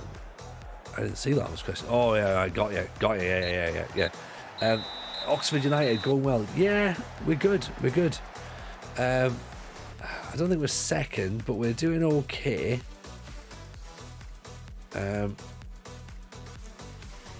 We're just in we're in a tiny bit of a wobble at the minute, right? Oh, we are second. Shit. Yeah, tiny bit of a wobble. And this is the thing. This is how good we've been playing, that this is now the point where we're worried. This is our bad run of form here. And this has been tonight, right? So we started at Bromley here. Actually, no, we didn't. Did we start? We started Dartford. We've not played that much tonight, to be honest. We've just been chatting and dicking about. And yeah, we've had a bit of a wobble. But as you say, second in the league still. Still only 6 games lost. 16 won. We've now overtaken Hollywood FC, which is impressive. 3 points behind Woking. It's all a bit interesting, Si, to be honest. I can understand why you're a bit unsure, because I'm a bit unsure as well, to be honest. But it's there's now 15 games to go until the end of the season, and that's going to decide whether or not we can make it in the playoffs. If we make it in the playoffs, players need to dig deep again and get us over the line, because if not, next season's going to be a big issue. So, they got relegated at the last day of last season, Si. They were level on points with 3 teams, I think, and they were relegated on goal difference. So that's how they've ended up into the National League.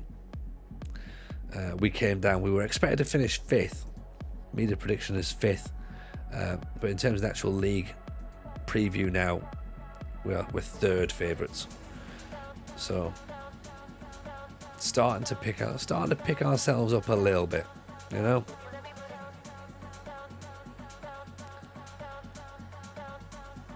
So yeah, it's going alright. 10 days till the Hartlepool game. We'll play Hartlepool, I think, and then it's Hollywood FC, Wrexham, Tim Lewis United.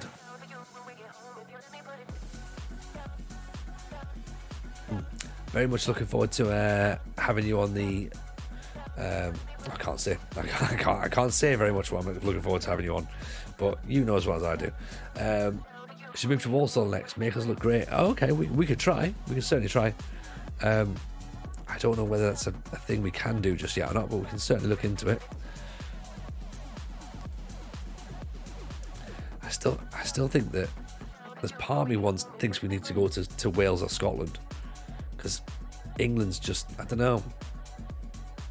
Like, I like this team that we're building. I like what we're building here at Oxford, but I don't know whether or not it's what I want.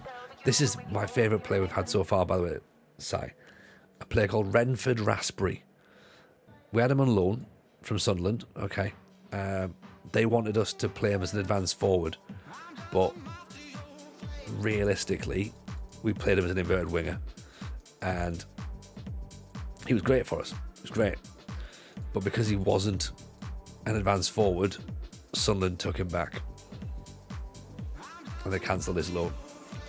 Which is ridiculous. when you look at the fact that he played for us, he played 25 games, he scored 6 goals, he got 4 assists, and that's, from an inverted winging position. So he was doing fine. Why they've called him back, I've got no idea. Dafties, absolute dafties. Going to the FA Cup next week with Leicester.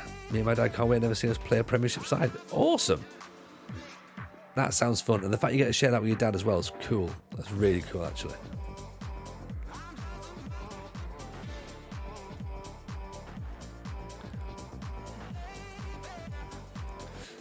The thing as well is we've lost our best player, our best midfielder. It's just gone to Forest Green. Given a bit of money, but it's not really going to be enough money to replace him. The players we brought in have been good, so we like the players we've got, but ultimately we're just in the thing now where it's like,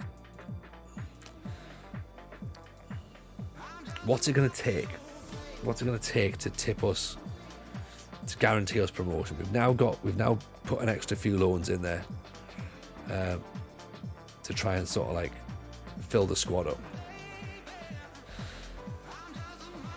Raspberry, we might have to wait until the end of the season to try and get him in, because I don't think we've got money now for wages, which is a big problem. 100 quid. We can't even adjust the wages or anything.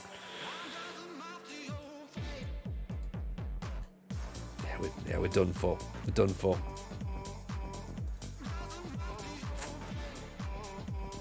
Actually, are we done for? That's the question.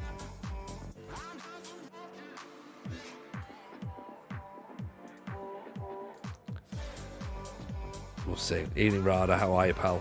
Welcome in.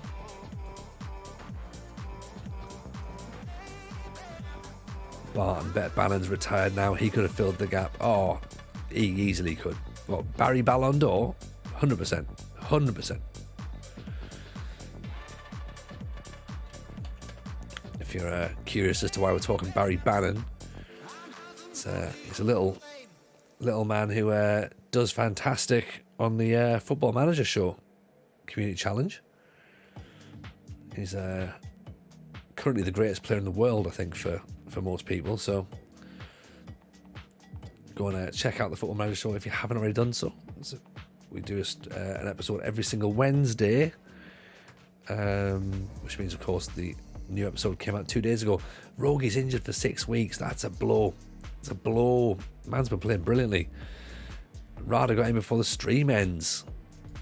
Yeah, not long before the stream ends, I must admit, Rada. We're nearing the end of it, but it's a pleasure to have you in, as always.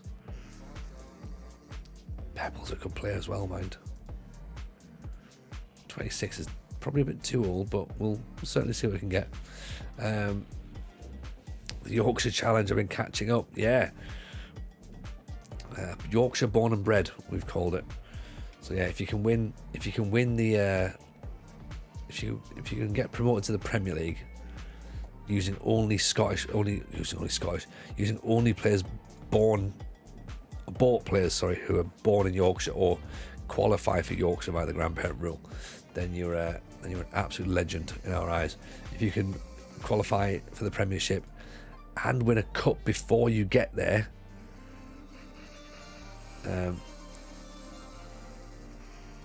that's amazing. To play in Europe before you even get in the Premier League is ridiculous. Or if you want to just play and just like manage it however you want, that's cool too. So if you do want to take part, come and join us on the Discord. Of course, check the podcast out first, of course. Get a bit of a background on the rules, but yeah, come and hang out. It's nice. We're trying to get the season finished for next week's show, so I've got to get through the gears pretty quickly, I reckon. Get those last few games done. Well, by last few games, I mean last couple of months of the season done.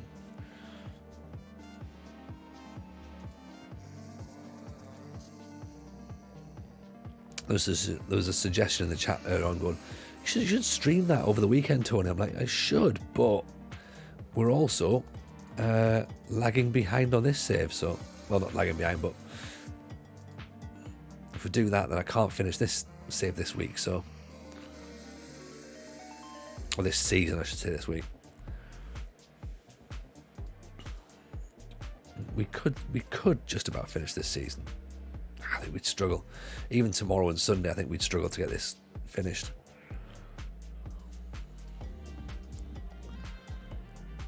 It's just that we're getting to the point of the season now where everything feels like it's a little bit long. That's what she said. Bangura's wanted by Dundee. He might bring a few quid in. Could do. Corval's wanted as well.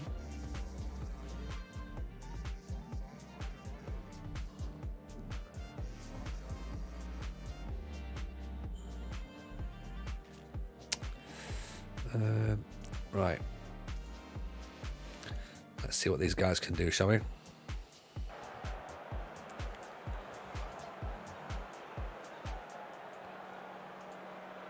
So away to Hartlepool.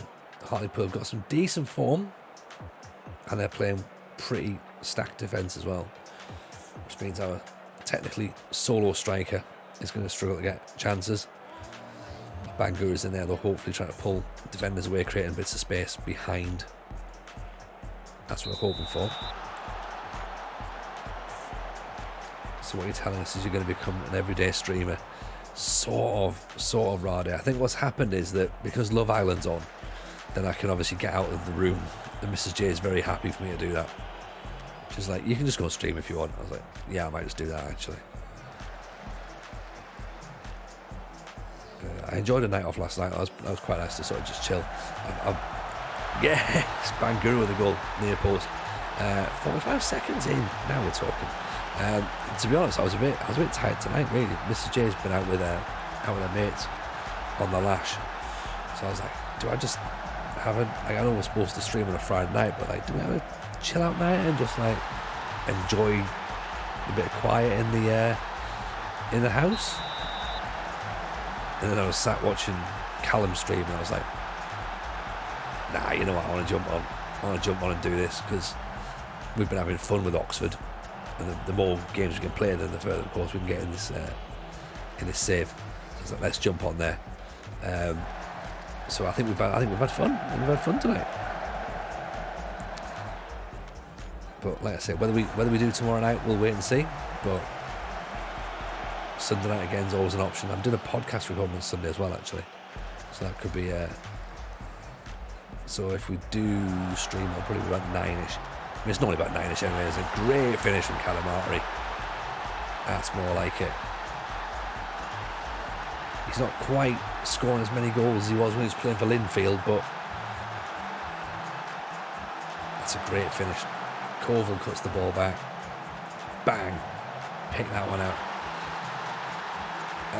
It's just a load of shite, Leon. It's just knobheads on holiday. Nobody wants to see that. I've got to invest in that. Mrs. J is weirdly invested in it. Even she's just like, I don't know why I watch this. I don't like any of them. I think they're all bell ends. I was like, they are all bell ends, and they all look exactly the same. We should do FM Island. Oh God, could you imagine, Si? Could you imagine?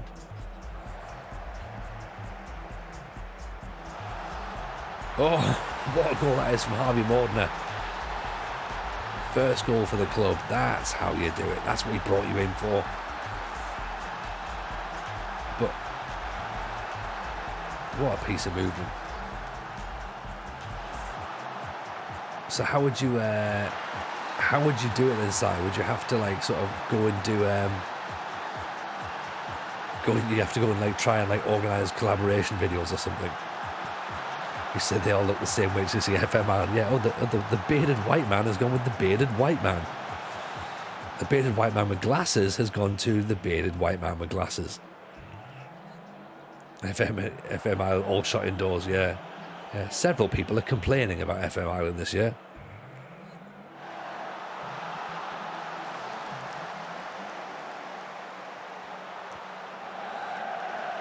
Enjoy the stream, normal eclectic mix of chat. Yeah, exactly. Got to try and mix stuff up, haven't we? We started off talking about bar snacks. Then we got to crisps, as usual. Evening, Rooney. How are you, pal? Welcome in. I want to say Happy New Year, Rooney. I don't think I've spoken to you this year, but welcome in. Welcome in, buddy. How was your stream? Always a pleasure to have you in. Just drop a little follow there for you, a little shout out. Talking dinner, talking the match engine, poison the atmosphere. It was, wasn't it? We're having a great time. We're having a great time talking about food, and all of a sudden we start talking about the graphics haven't improved. And it's like, oh god, here we go. We're away again.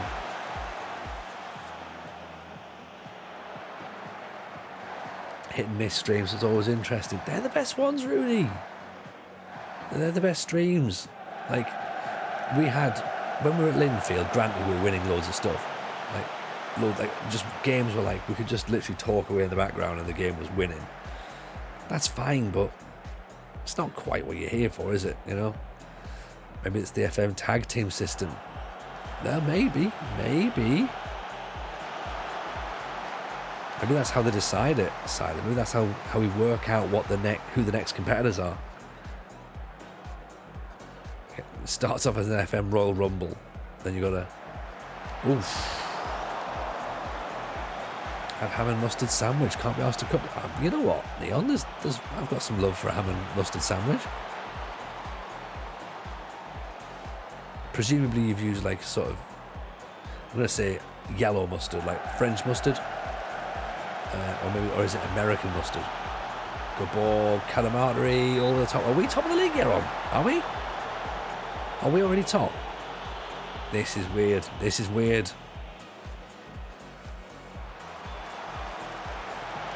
Wait, I need to see the league table. Colville. Maguire. Battling. Two people go for the header.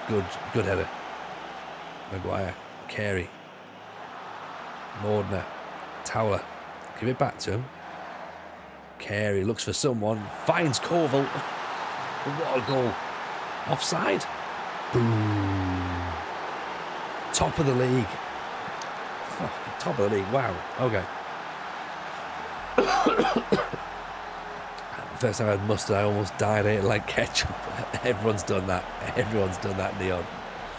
It's a rite of passage, isn't it? Long with an effort. I mean, look, this is Hartlepool are just getting in the playoff. We're in the playoffs and we're taking them apart. 3-0 at half time, and we're away from home, and we've missed chances. I've not even had to touch anything. They're just doing what they're supposed to do now, the players. After that little 3-game blip, which we've classed as a crisis. There was genuinely a point, by the way, to some people who are new in the stream tonight. Having not won in 3 games, we considered calling a team meeting and couldn't because the club atmosphere was still very good. And it was like, oh, okay, fine, we'll not bother them. But for us, that was crisis. Colville, what a ball that is. Calamartri, brilliant save. Brilliant save. This should be about 5 or 6 by half time.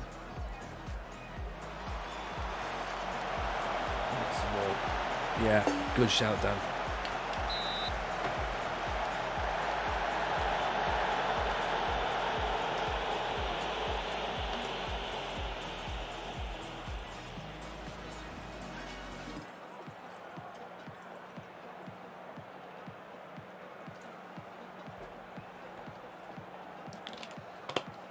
I mean, reasonable so far, right? Reasonable.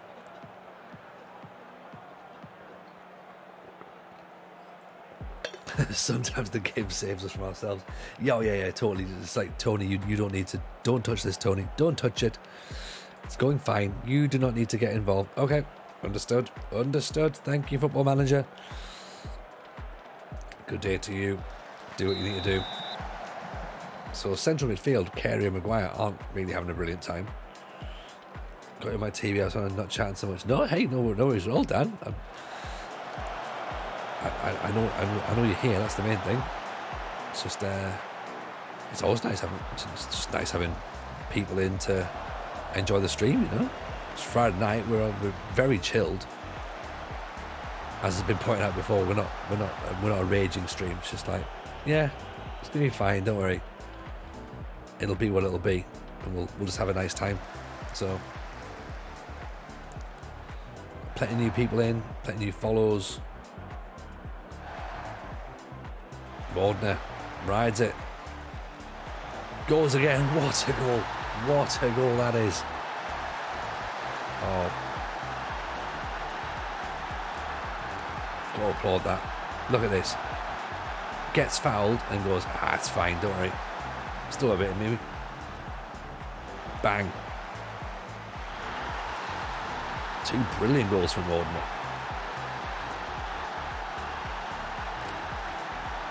He's having a great game, this one.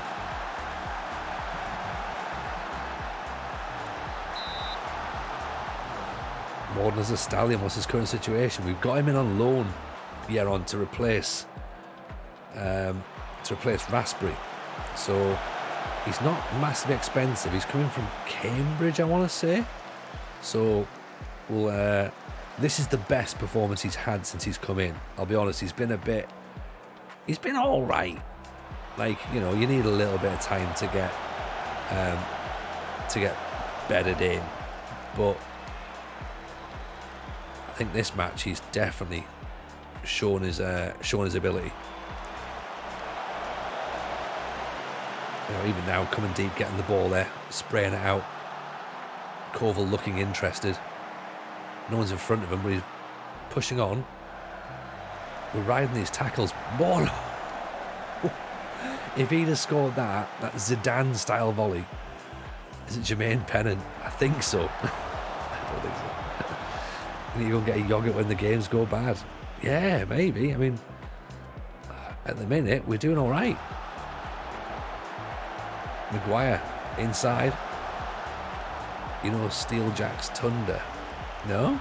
Who's Steeljack's Thunder?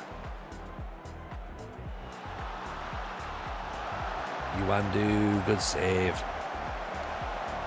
Oh, dreadful clearance. It's fine, we got it back. Colville gets in. I tell you what, Colville's putting a shift in, mind. I'm happy about that. Carey's looking interested, so Frankie Marmalade goes on. Pino I'm going to put in place of Cadamartri, actually. And I'll put Chatfield in as well, the youngster. See how he gets on. We could technically have brought King on and given him a bit more experience as centre half, but I think he's played a few games, so a few years back, Jermaine Pennant played for Billericay. Did he? Okay. I mean, at the same time, that I'm sounding surprised, but at the same time, it sounds unsurprising. You know, like if someone said, "Oh, Jermaine Pennant played for Billericay," I'd be like, "Yeah, probably, yeah." But when I've just seen it written down, I'm like, "Did he?"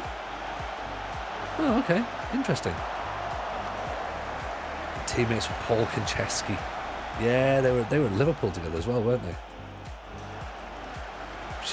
There you go. Yeah, there's a sentence.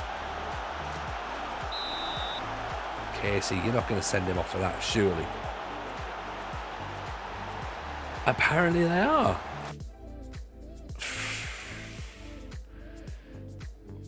Not convinced that's a red. Well, shows what I know, right?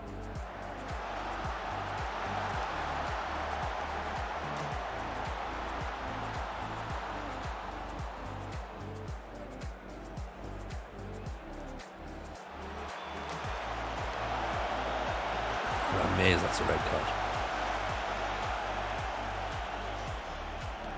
But again, it probably made sense in the 2D.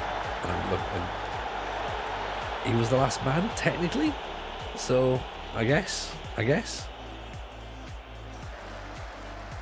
Letter of the law, he's got to go. Goal scoring opportunity? Question marks. Morton drills in. It's fine. We just got to try and see this one out now. Bit of time wasting, a bit of discipline. Should be fine. Drop those lines a smidge. 4-0. We'll take that. Can't complain, right?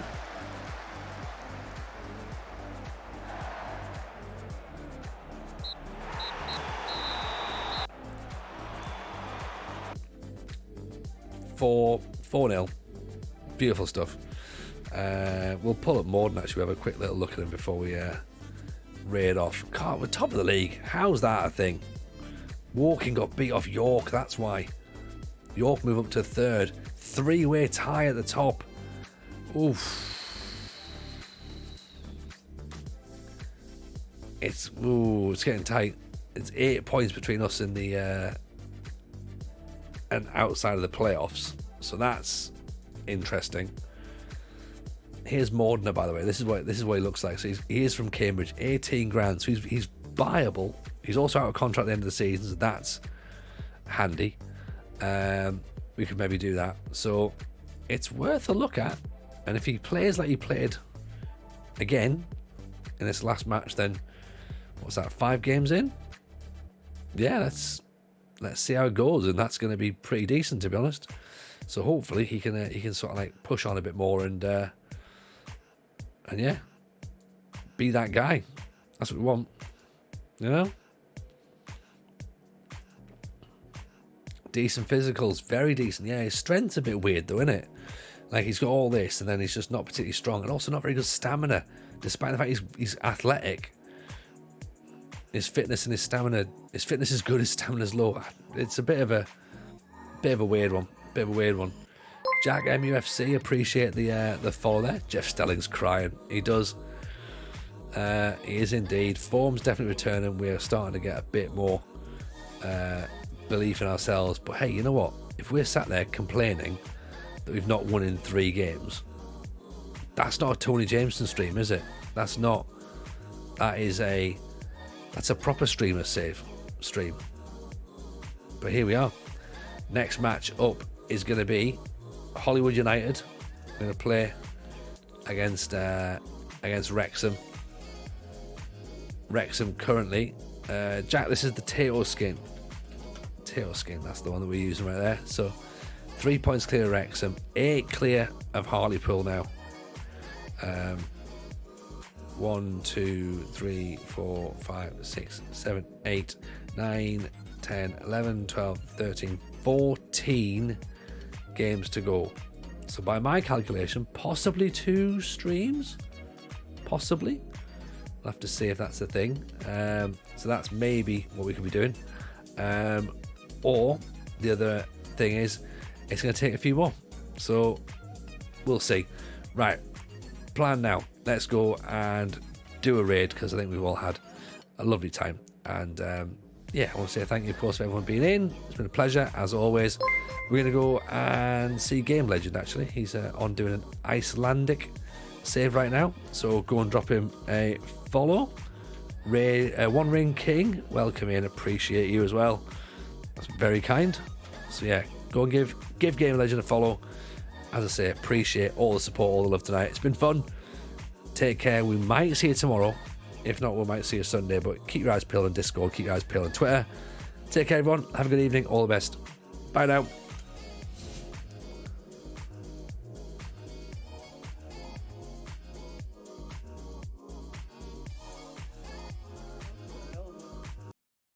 Tony Jameson, how we doing, man? Thank you.